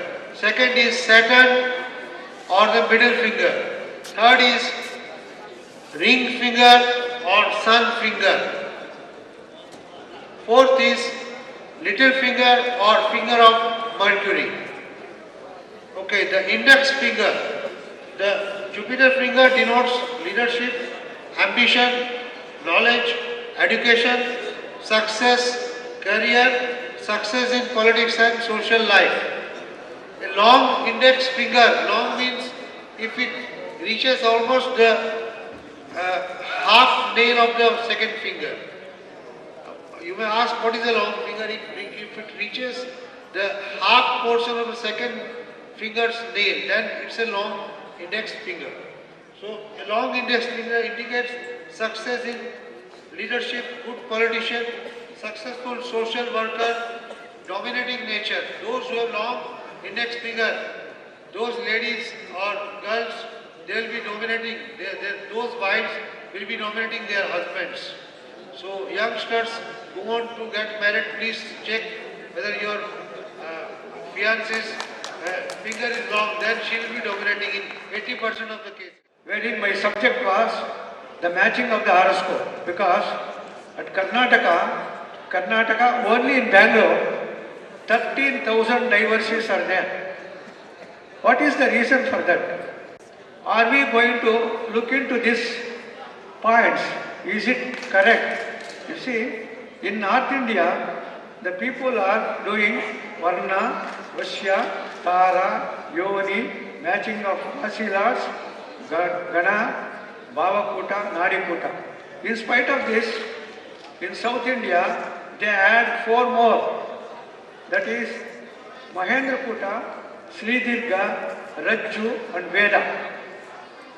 Having gone to these things, are we going to succeed in these things? In my opinion, there are lots and lots misuses in this.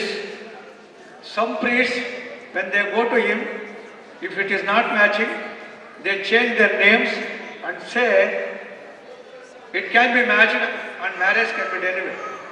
After marriage, after 6 months, the divorce they apply. What for these things are happening? See, in my view, we have divided this 12 rasis into 2 categories. One, Agni Tattva and Jala Tattva rasis are one, Bhutattva and Vayu Tattva rasis are another. Why means Agni Tattva and Jala Tattva rasis, they are Mars, Moon, Sun and Jupiter. Those 4 are friends, they are the friends to each other. It has been allotted 6 rasis for them. Another category, that is Bhutattva and Vayu Tattva, the lords are Venus, Mercury, Saturn, and they include this Rahu and Ketu. Those 5 are the friends. While matching the horoscope, you do one thing, you match among these two. It goes without hindrance. Even if you are getting 8 points, 10 points, 9 points, the success will be there. It is personally, I have come across more than 5,000 horoscopes and I have narrated this and it was a grand success. That is why, in my poor opinion, I have been doing this and we are getting very good result. In spite of this, what you have to do, you have to see the kendras. That is 1, 4, 7 and 10. You know what for 1, what for 7, what for 10. Because all of you are astrologers, I don't want to take too much of time. I have distributed my pamphlets there. You can go through and ascertain things whether it is correct or not. In spite of it, second house and fifth house is most important. When you see the second house,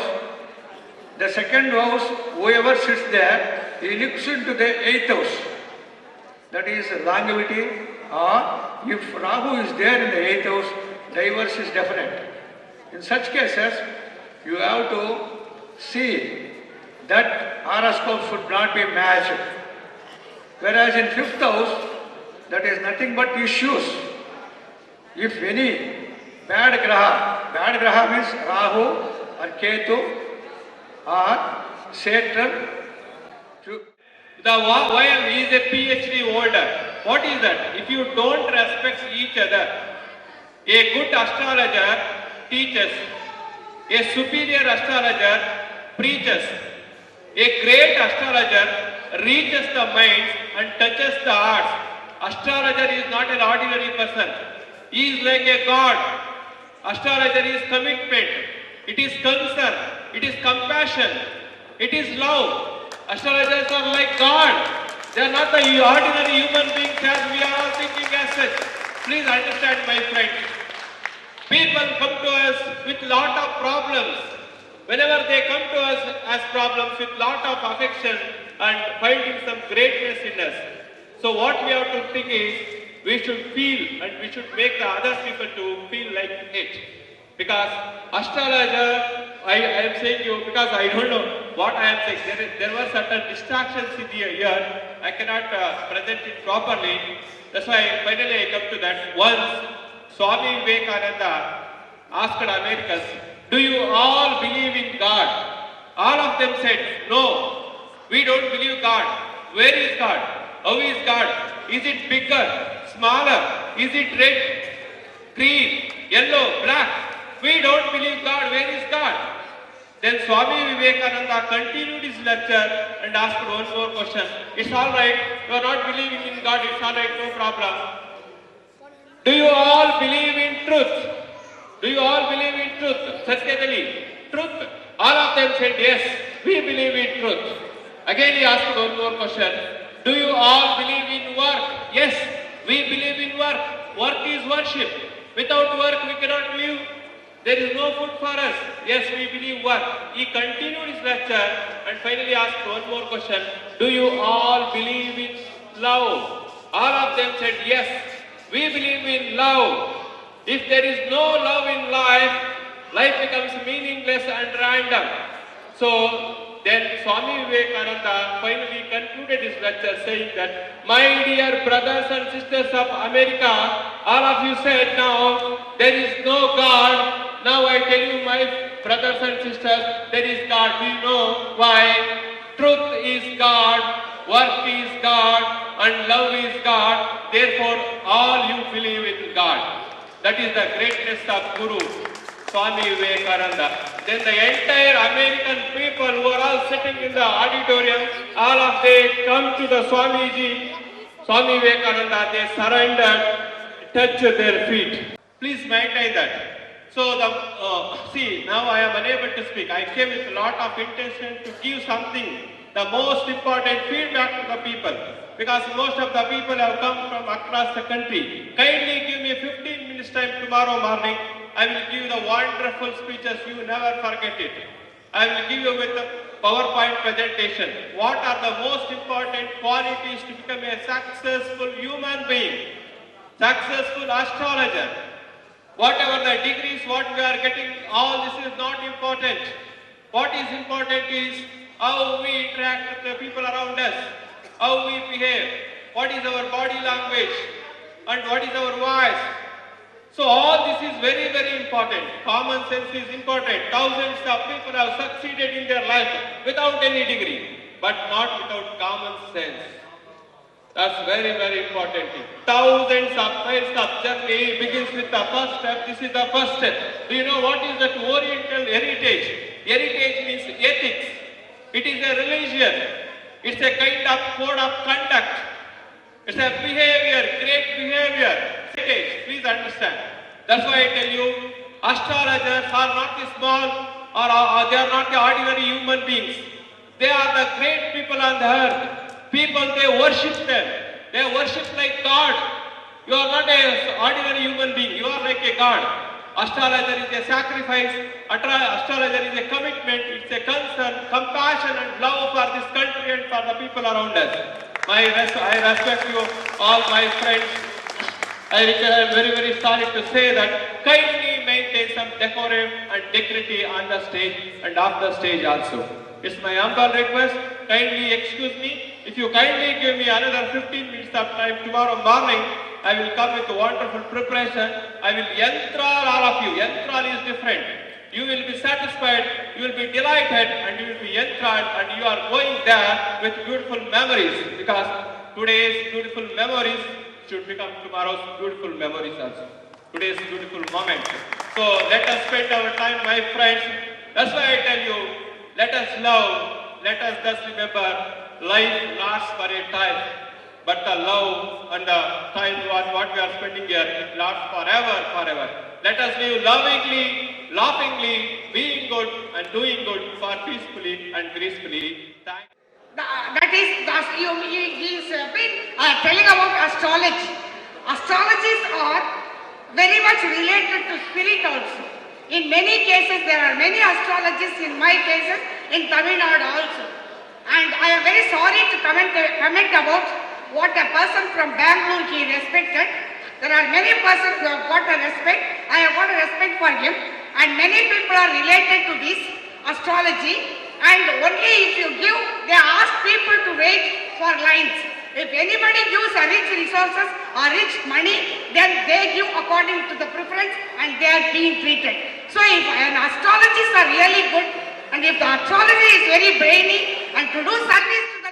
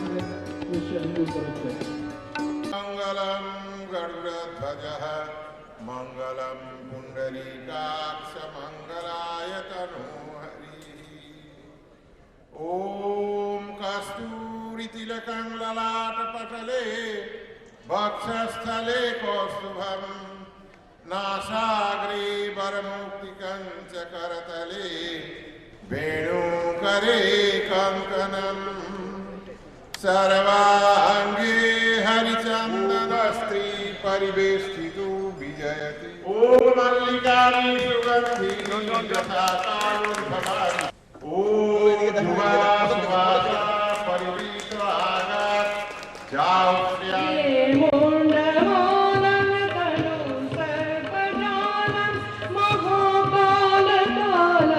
Ganeshadhipalam Jataujutadharam Vishalam Shivam Shankaram Shambhu Vishalam Hire मुदामाकरन् मण्डलान् मण्डलानां महामण्डलं भस्म भूषाधरन्तम् अनादिं जपारन् महामोहमारन् शिवं शङ्करन् शम्भुवीशानवीरे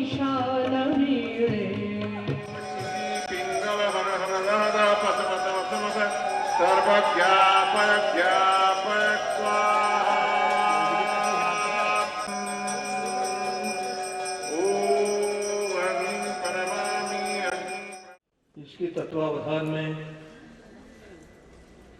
और विशेष रूप से जब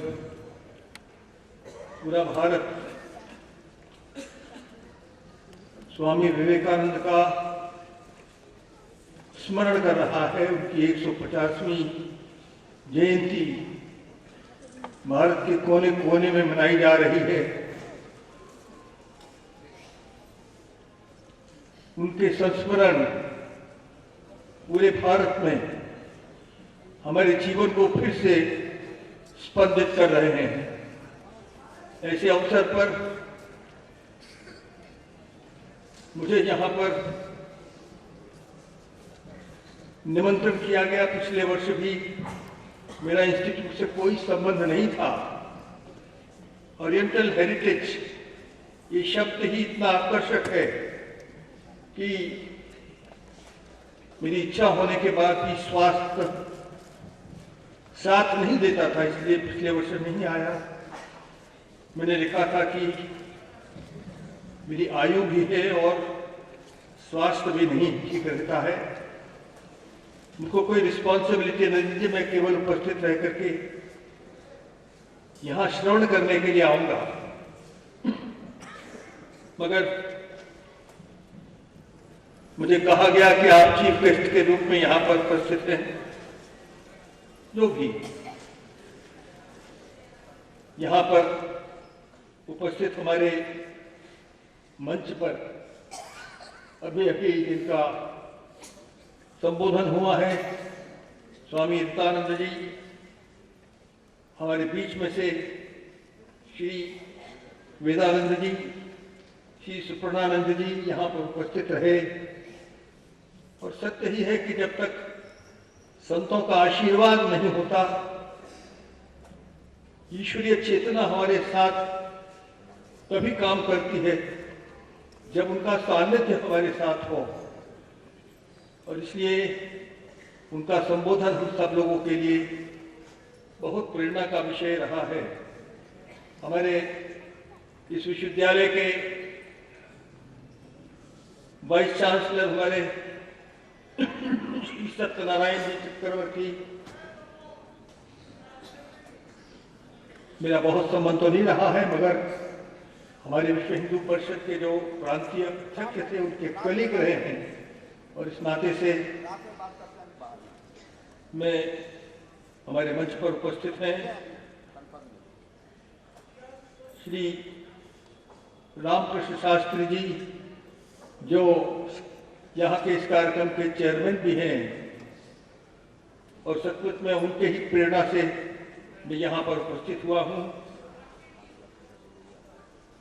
यहाँ पर दो vice chancellors आए हुए हैं, श्री एसपी सिंह जी, हर्षवर्धन जी तिवारी, जिन्होंने स्वामी विवेकानंद जी पर इस 150वीं जयंती के समय एक अभिनव कार्य किया है। उनके कंप्लीट वर्ष एकत्र करके हमको यह प्राप्त कराए हैं।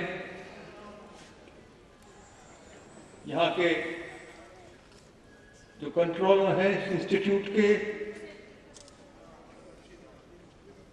प्रोफेसर किशन शास्त्री जी, श्री सत्य विश्वास जी, उन्होंने मुझसे कहा है कि राम जन्मभूमि से भी बनने से अधिक आवश्यक भारत को राममय बनाना आवश्यक है। कि उन्होंने मेरे से कहा है, हम इसी को समझकर चल रहे हैं। यहाँ की रजिस्ट्रार श्रीमती गोपा जी, पूरे देश भर से, विदेशों से आए हुए हमारे प्रतिनिधि और विशेष रूप से विदेशों से, नेपाल से, अफ्रीका के देशों से आए हुए इस इंस्टीट्यूट के जो आचार्य विभिन्न विधाओं को आज यहाँ पर शिक्षा प्रदान कर रहे हैं, यहाँ के जितने भी छात्र छात्राएं उपस्थित हैं और निमंत्रित बंधुओं,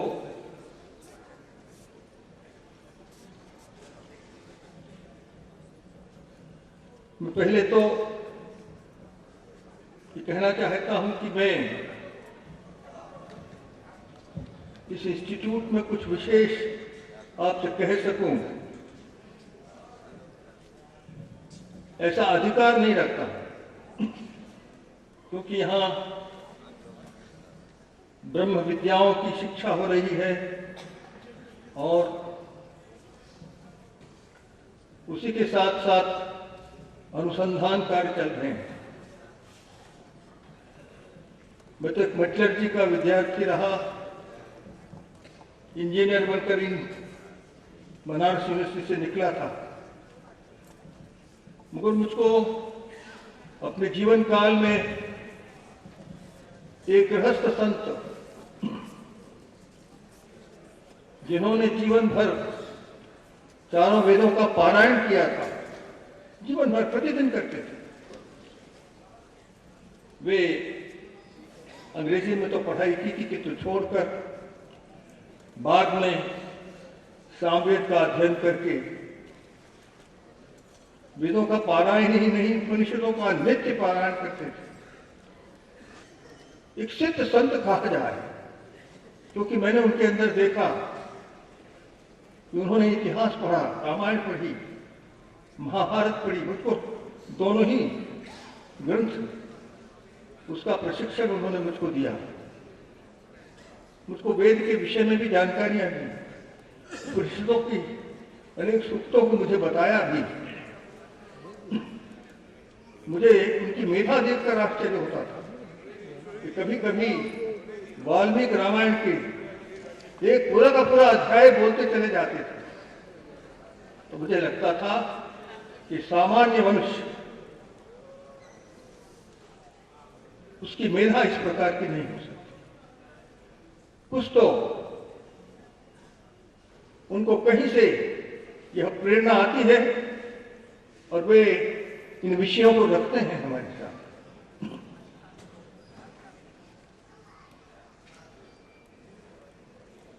शायद इसी का कारण था, वो देखते थे कि ये व्यक्ति इंजीनियरिंग पढ़ने के बाद भी इसने अपना जीवन राष्ट्रीय स्वयंसेवक संघ को समर्पित कर दिया है, इसने विवाह नहीं किया और इसलिए इसने कोई व्यवसाय भी नहीं किया। इसको हमारी सांस्कृतिक पूंजी, धार्मिक पूंजी क्या है कम से कम जानकारी करा दे। इसलिए मैं प्रारंभ करने के पहले अपने उस गुरु को प्रणाम करता हूं, क्योंकि मैं इस इंस्टीट्यूट की महत्ता को इसी कारण से समझ चुका हूं जो मुझको उपदेश मेरे गुरु से मिले।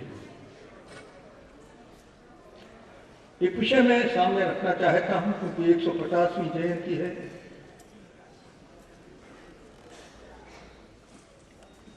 जिस समय मेघालय भारत में आया, उसने जब भारत का भ्रमण किया और भ्रमण करने के पश्चात उसने देखा पूरे भारत में हमारे यहाँ माता को, पिता को देवता समझ करके लोग पूजते हैं। उसने देखा कि अतिथियों को, हमारे गुरुजनों को देवता समझ करके उनकी पूजा होती है। उसने देखा कि भारत में कहीं भी चोरी नहीं होती है, झूठ नहीं बोलते हैं, और इसलिए उसने पार्लियामेंट में चिट्ठी लिखी कि इस प्रकार का संस्कृत देश, इस पर हम बहुत दिन तक राज्य नहीं कर सकते। उसने ये पता किया कि आगे भारत के भीतर इस प्रकार की महान मर्यादाओं को स्थापित करने के पीछे का कारण क्या है। पूरे भारत में राम का आदर्श, मर्यादा, राम के जीवन को ही अपना जीवन मानना, यह जो हमारे देश में अत्यंत श्रेष्ठ जीवन, उदाहरण के लिए संसार में एक जीवन था, यही इसके कारण जो हमारे देश की शिक्षा है भारत में, गुरुजनों के द्वारा, गुरुकुलों के द्वारा, हमारे बड़े बड़े सन्यासियों के द्वारा जो संचालित है, इस शिक्षा के कारण ही वास्तव में यह चमत्कार इस भारत के भीतर दिखाई दे रहा है। चमत्कार ही है। और इसलिए उसने स्पष्ट रूप से ब्रिटिश पार्लियामेंट को कहा कि हमें यहां की शिक्षा बदलनी पड़ेगी। उनका यहां पर राज्य था और शिक्षा बदल गई, हमारे गुरुकुल बंद कर दिए। गुरुकुलों के बंद करने से बहुत बड़ी मात्रा में धीरे धीरे हमारे देश के भीतर निरक्षरता छाती चली गई, आज तो विस्मृति होती गई। नई शिक्षा प्रणाली आई, उस शिक्षा प्रणाली में से धर्म, संस्कृति, हमारा इतिहास बहुत कर उसका लोप हो गया, उसकी शिक्षा बंद हो गई। और इस देश के भीतर शिक्षा का लक्ष्य केवल बाबू लोग तैयार करना, सरकारी नौकर तैयार करना, सरकारी नौकरी के लिए हमारे देश में पढ़ाई शुरू हुई। कहीं भी नौकरी करनी हो तो अंग्रेजी की शिक्षा लोगों के लिए आवश्यक थी। मुझे मालूम है, मेरे पिता भी एक बड़े अफसर थे। हर फाइल पर लिखा जाता था, I have the honor to be your most obedient servant। माने हर व्यक्ति गुलाम हो गया। लाखों लोगों की भर्ती सेना में हुई, लाखों व्यक्तियों की भर्ती एडमिनिस्ट्रेशन में हुई। शिक्षा का साथ क्षेत्र में सारी भर्ती सरकार की होने लग गई। सरकार के हाथ में सारा देश चला गया और भारत अंग्रेजों का गुलाम हो गया। हमारे देश पर इस्लाम का भी आक्रमण हुआ था, किंतु हमारी संस्कृति पर उन्होंने किसी प्रकार का अंदर से संकट पैदा नहीं किया था। उन्होंने शस्त्र के बल पर यहां पर राज किया, हमको गुलाम बनाया। मगर विवेकानंद जी के समय मेघालय की शिक्षा भारत में प्रसारित हो चुकी थी और अंग्रेजी यहां की भाषा बन चुकी थी। अंग्रेजों की संस्कृति उसी में ही ढालने की हमारे यहां प्रक्रिया शुरू हो गई थी। अपने धर्म संस्कृति के प्रति हीनता की भावना लोगों के मन में आने लगी और इस देश के भीतर जिस प्रकार की हमारी प्राचीन संस्कृति की जो मान्यताएं थी, उससे देश धीरे धीरे शून्य होने लगा। केवल शिक्षा ही माध्यम नहीं था इस देश के भीतर। यह जो चमत्कार भारत में दिखाई देता था, उनके भी और भी बड़े साधन थे, जिनका मैं यहां पर अभी चर्चा नहीं करूंगा, जिसके कारण से आज भी हमें दिखाई देता है। अभी कुंभ प्रयाग का हुआ है, हम लोगों ने अनुभव किया इस कुंभ में कि भारत में जितने भी बड़े बड़े संप्रदाय हैं, इनके हम कह सकते हैं कि आध्यात्मिक साम्राज्य भारत में एक एक प्रांत के भीतर फैले हुए। मैं तो प्रत्यक्ष परिषद के कार्यकर्ता के नाते से सुनता हूं,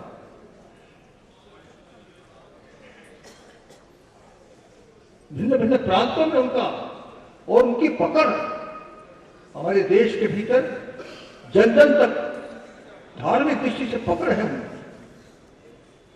यह भी हमारे देश में उस चमत्कारिक जीवन की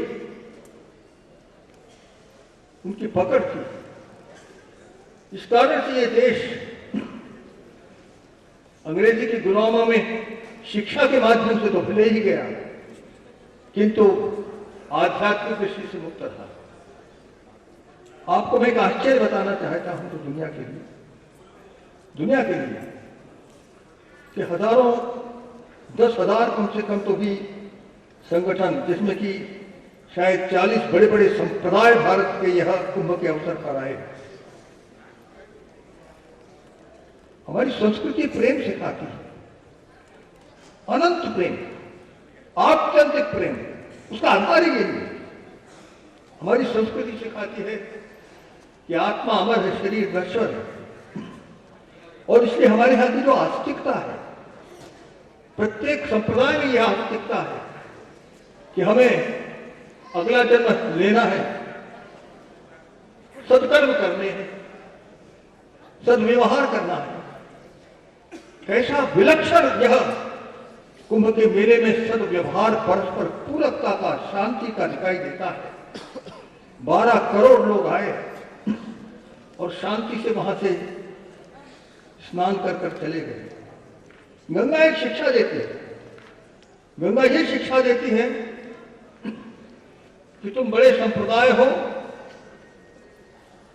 अपने को संपूर्ण मानते हो कि शायद हम ही इस देश में परिवर्तन कर दें, किंतु गंगा के सामने आने के बाद अपनी औकात पता लगती है कि उसके पुत्र रूप में उनका क्या स्थान है।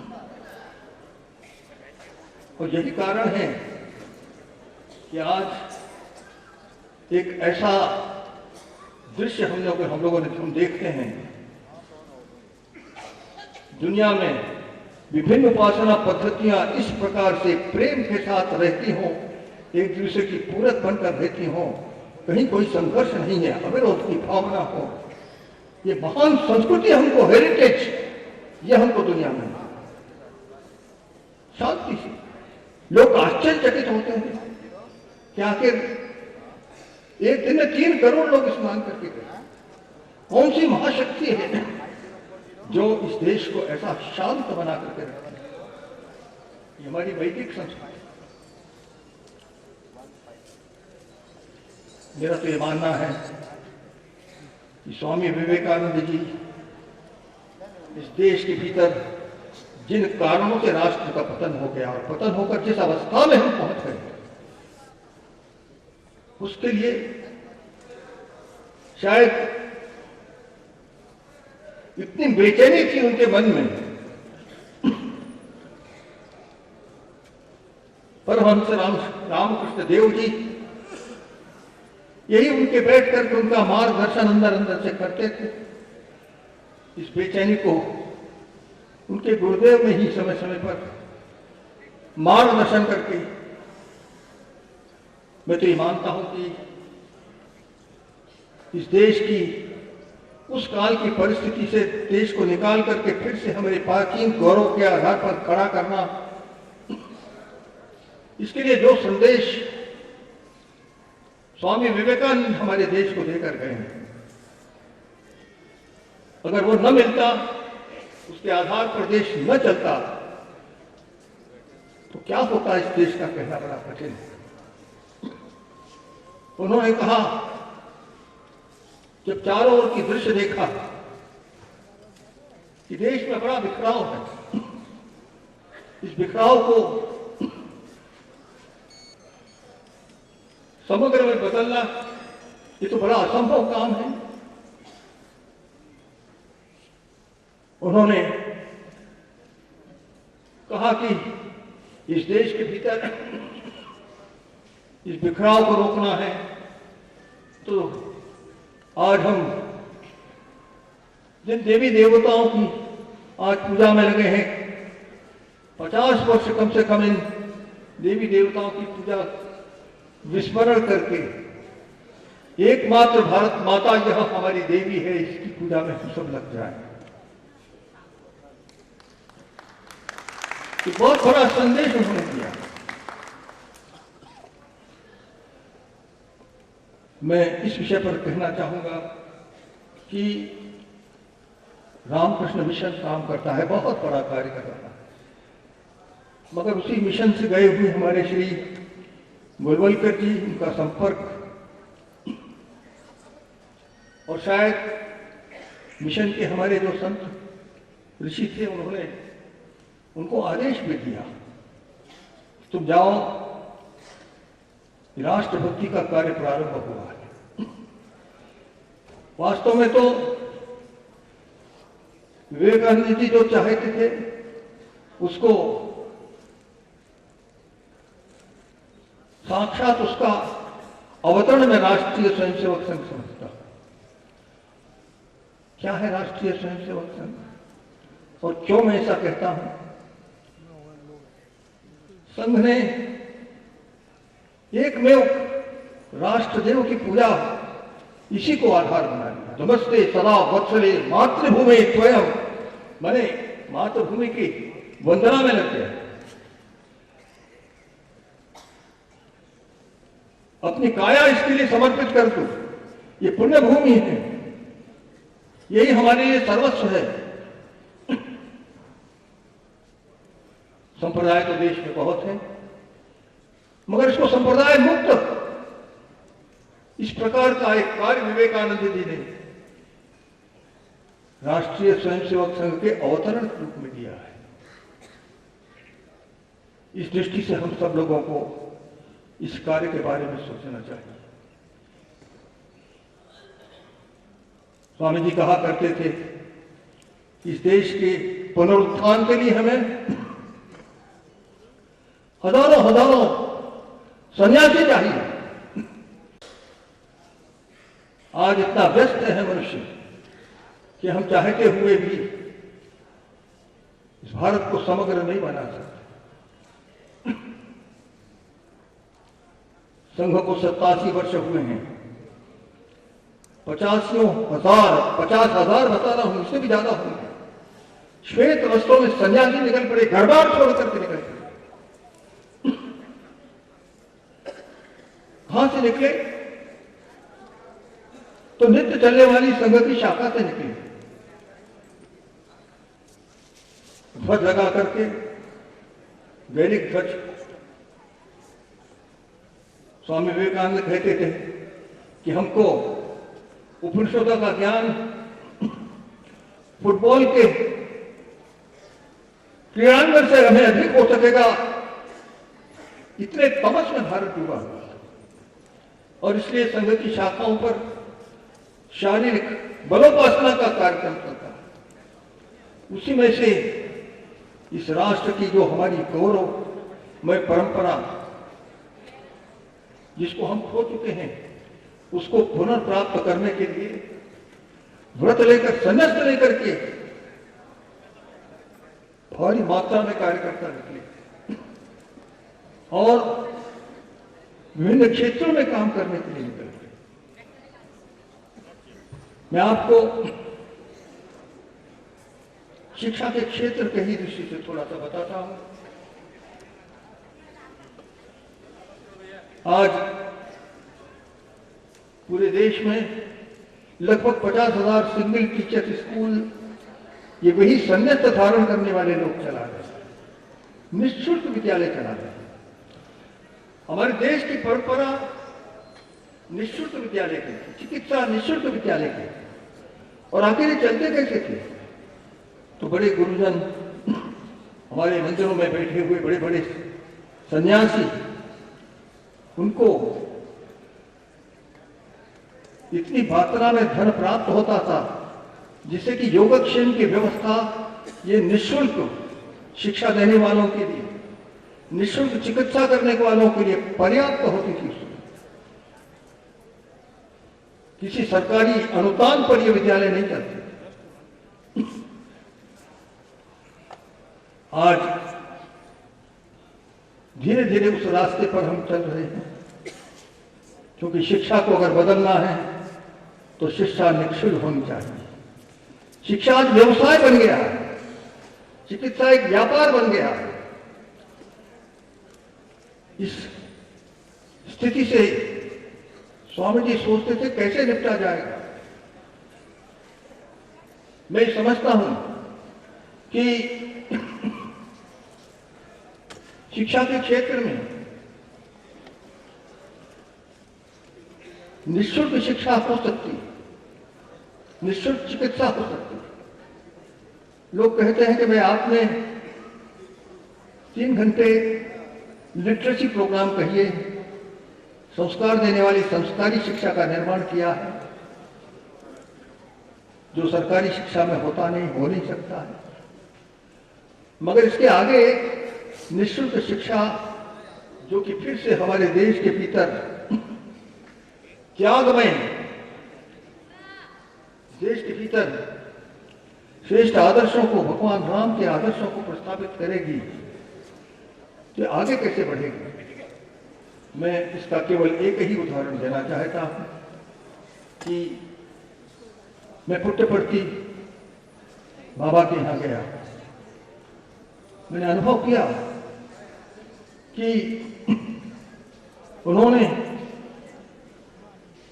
एक ऐसा शिक्षा क्रम तैयार किया जो कि निःशुल्क शिक्षा थी, उच्चतम शिक्षा थी, और इसी प्रकार से उन्होंने निःशुल्क चिकित्सा का आधुनिकतम उपकरणों के द्वारा शिक्षा देने का कार्य, ऐसे श्रेष्ठ शिक्षा और चिकित्सा के निःशुल्क प्रबंध का एक आदर्श प्रस्तुत किया है।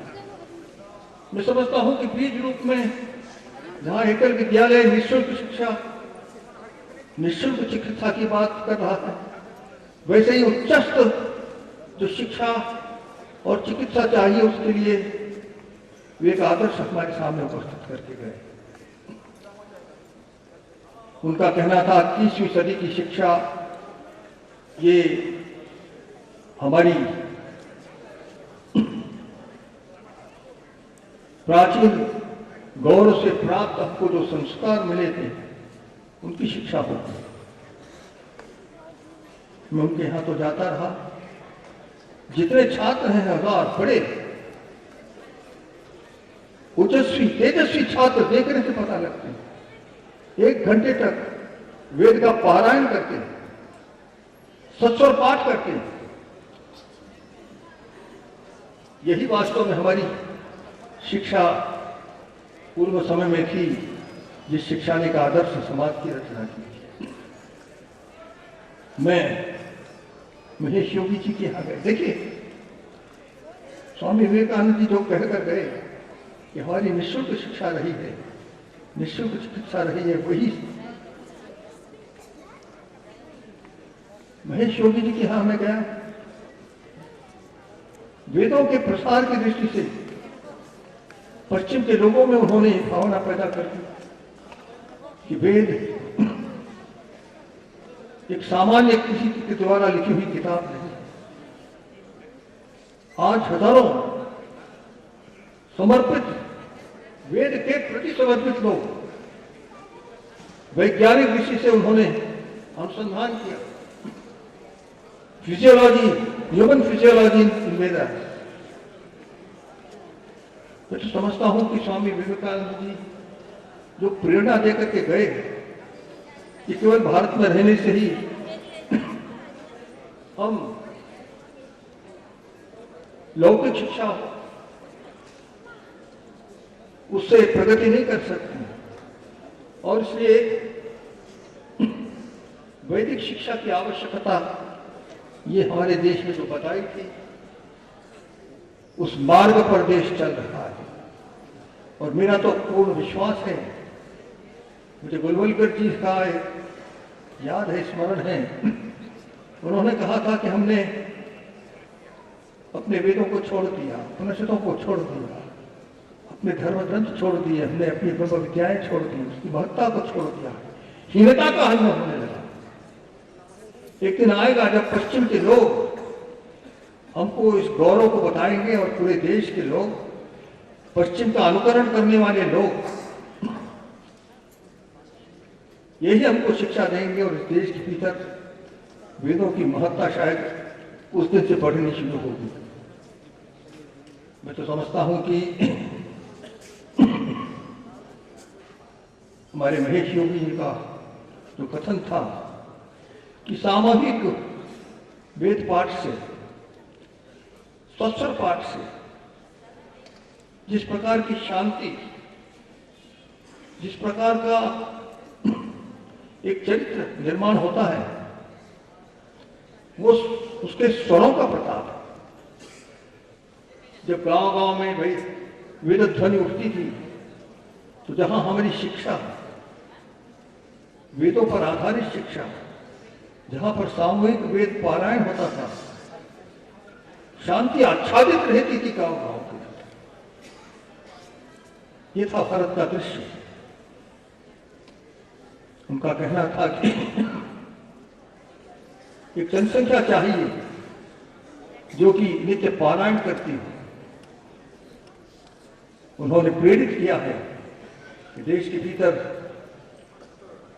ब्रह्म विद्याओं के बड़े बड़े केंद्र स्थापित हों। ये सब प्रेरणा है स्वामी विवेकानंद जी की। जो कुछ हमने खोया है उसको किस प्रकार से हम पुनर्प्रतिष्ठित कर सकें। भारत के पुनरुत्थान का जो मार्ग उन्होंने हमारे सामने प्रस्तुत किया है, धीरे धीरे इस देश के भीतर जागृत होता चला जा रहा है। मैंने आपको शिक्षा के क्षेत्र में संघ के स्वयंसेवकों ने क्या किया यह रखा है। इस देश का कोई भी क्षेत्र नहीं बचा है जहां हजारों हजारों हमारे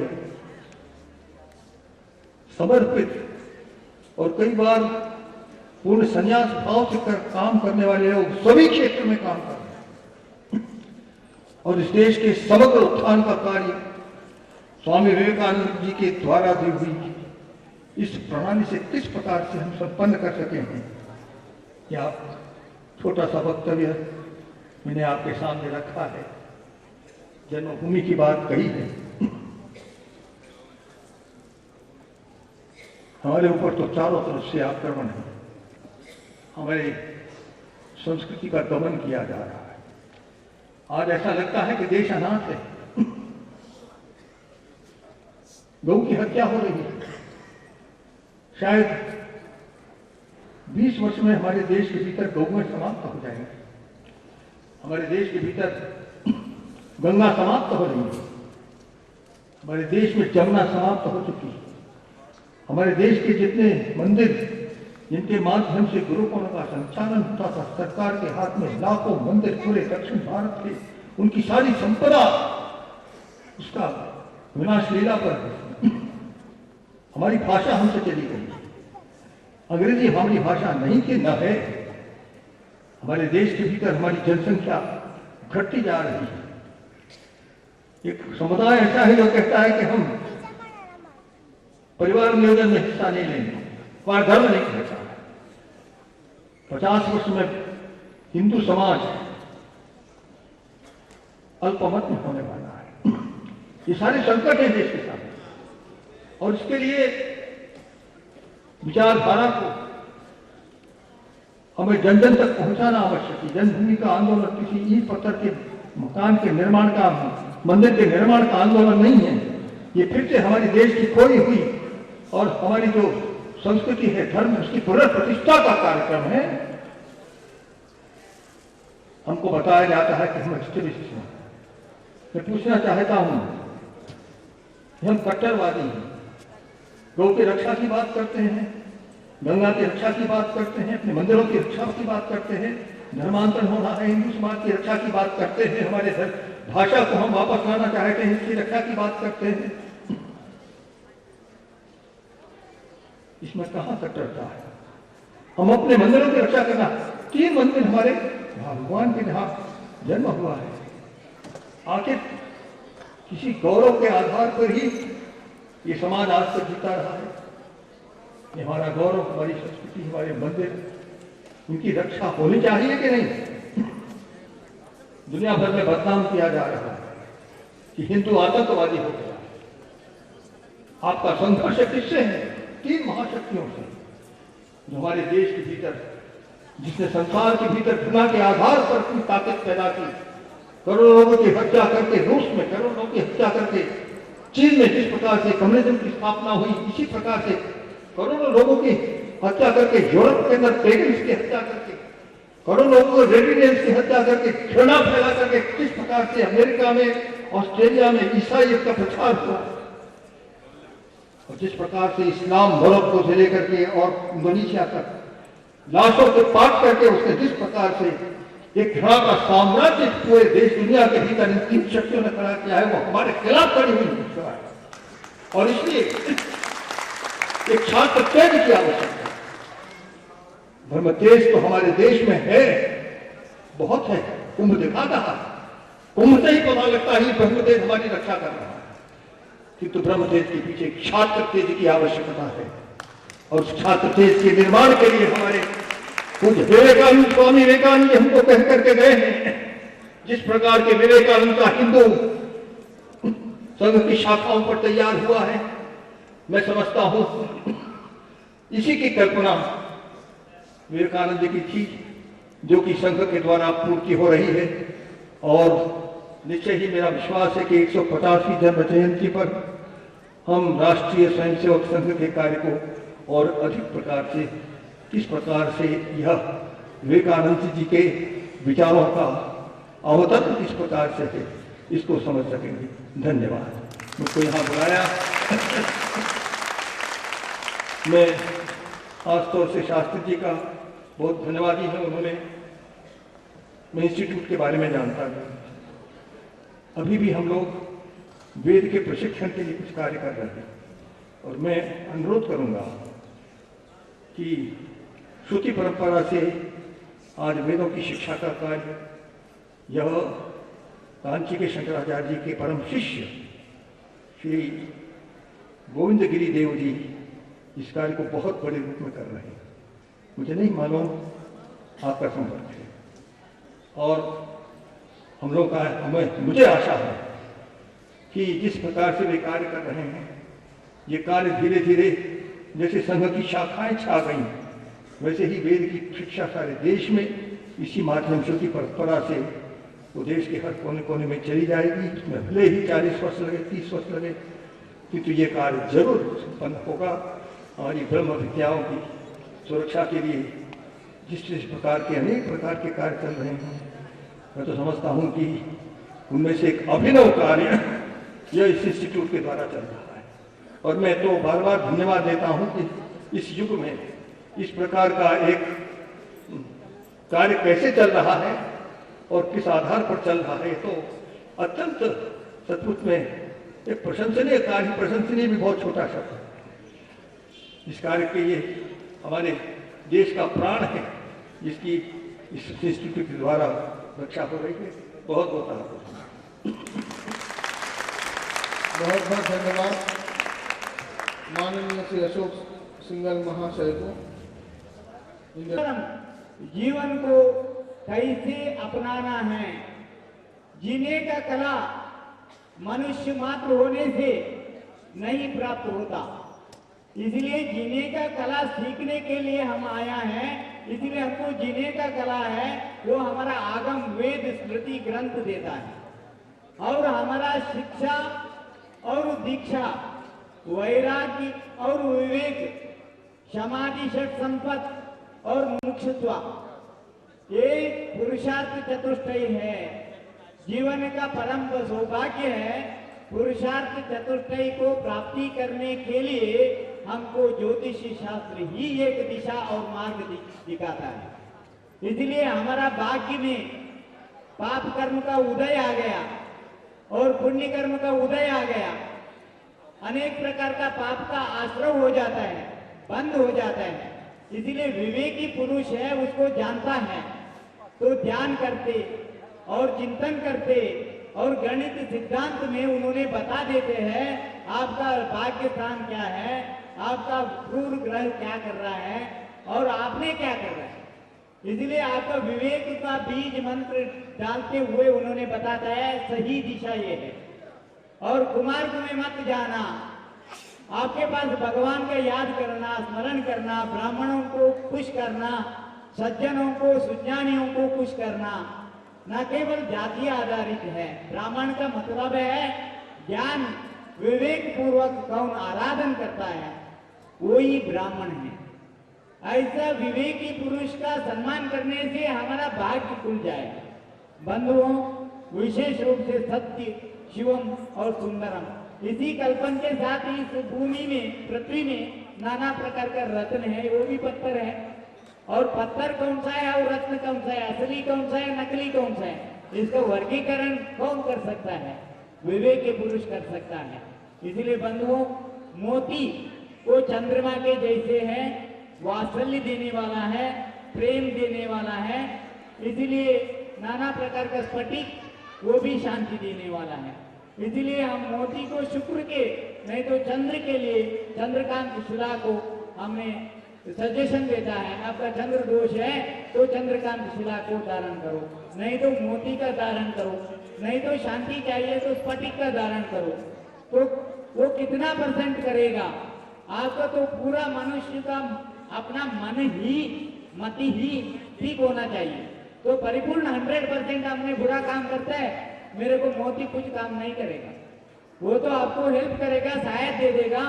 इसलिए हमारा वास्तुज भगवान बोला जाता है, जैसे मंगल बोला जाता है, मंगल का देव। हमारा मंगल दूषित होने के कारण से कौन सा रत्न फेरना चाहिए, इसके लिए भी कहा है मूंगा। मूंगा में भी सफेद मूंगा है और लाल मूंगा भी है। और मल्लीनाथ के लिए पन्ना, जैसे विद्या का देवती सरस्वती वाग देवता, हमारे से दूषित होने से ज्ञान कम हो जाता है। इसलिए बुद्धि प्रदान होने के लिए, कवि जन मनोरंजन होने के लिए, आकर्षित करने के लिए हमको पन्ना का जरूरत पड़ता है। पुकराज का हमको गुरु का दोष होने के कारण से पुकराज का सजेशन मिलता है। इसमें भी 2 टाइप का पुकराज है, एक नीलम है, एक सफेद वाला है, एक येलो वाला भी है। इसलिए बंधुओं, नीलम पहले कश्मीर देश में मिलता था और कश्मीरी पंडित रहते थे, उनका भी बहुत बड़ा हाल खराब हो गया। वहाँ अपना धर्म, अपना रत्न, इसके भी बहुत बड़ा मुश्किल आ गया। कारण क्या है? वहाँ ईशान्य कोण और नैऋत्य कोण, वायव्य कोण में क्यों इतना बड़ा बर्बाद हो रहा है? इसलिए बंधुओं, धर्म का, सात्विक आचरण का, जाप ताप अनुष्ठान का और सज्जनों को इज्जत देने का वो आजकल कम हो रहा है। इसलिए जितना जितना ज्यादा होता है उतना उतना पावर आ जाता है। इसलिए बंधुओं, साधन सिद्धि ना केवल एक रत्न पकड़ने से होता, बुद्धि विवेक के साथ साथ पूजा भक्ति के साथ होता है। और शुक्र का हमने बताया नीलम शनि के लिए होता है। इसलिए शनि दूषित होने से काला कपड़े और तिल का दान, तिल का दीप और नीलम का धारण और दान करने से। और गरुड़मणि, कैटसाई वो बोला जाता है राहु, गोमेद, केतु के लिए। और नाना प्रकार का उपरत्न भी है। इस उपरत्न के माध्यम से हमारा नाना प्रकार का दोष को हम दूर कर सकते। और ज्योतिषी गणित सिद्धांत में, हस्त शास्त्र में, यदि किसी के पास डेट नहीं है, लग्न नहीं है, कुंडली नहीं है, तो मुंह से रीड करने से, किसी का आंख देखने से मालूम पड़ता है वो कितना गुस्सा का आदमी है, कितना प्रेम का आदमी है, कितना वात्सल्य का आदमी है। देख लीजिए, अतिथि देवो भव, पितृ देवो भव, गुरु देवो भव, मातृ देवो भव, ऐसा महान संस्कृति है हमारा भारत देश का। हम कोई अतिथि आ जाएगा, उसे गुस्से से देखे तो फिर अतिथि देवो भव कैसे होता है? वात्सल्य के प्रेम के साथ व्यवहार को करना चाहिए। इसलिए हम थोड़ी कुछ हमारा पास कम होगा, इसलिए वो सपोर्ट करने के लिए रत्न हमारा मदद करता है। पूरा रत्न हमको मदद नहीं करेगा। इसलिए हमारा जीव चैतन्य रूपी जीवात्म है, वो ज्ञानोपयोग है, दर्शनोपयोग है। इसलिए विवेक हमको ज्योतिष शास्त्र देता है, मंत्र शास्त्र देता है, निरुक्त देता है, छंदस देता है, अलंकार देता है, व्याकरण देता है, साहित्य देता है। इसलिए बंधुओं, धर्म भक्ति के साथ हमारा 36वें साल का कलकत्ता का हेरिटेज एस्ट्रोलॉजिकल कॉन्फ्रेंस हो रहा है। इसका संपूर्ण लाभ हमारा यूनिवर्सिटी का प्रोफेसर लोगों को और आम लोगों को, ज्योतिषी का श्रद्धा करने वाले को भगवान का कृपा मिलता रहे, बृहस्पति का अनुग्रह मिलता रहे, गुरुजनों का, गणधर का अनुग्रह मिलता रहे। इसी भाव का साथ संपूजकानम प्रतिपालकानम यतीन्द्र सामान्य तपोधनानम देश राष्ट्र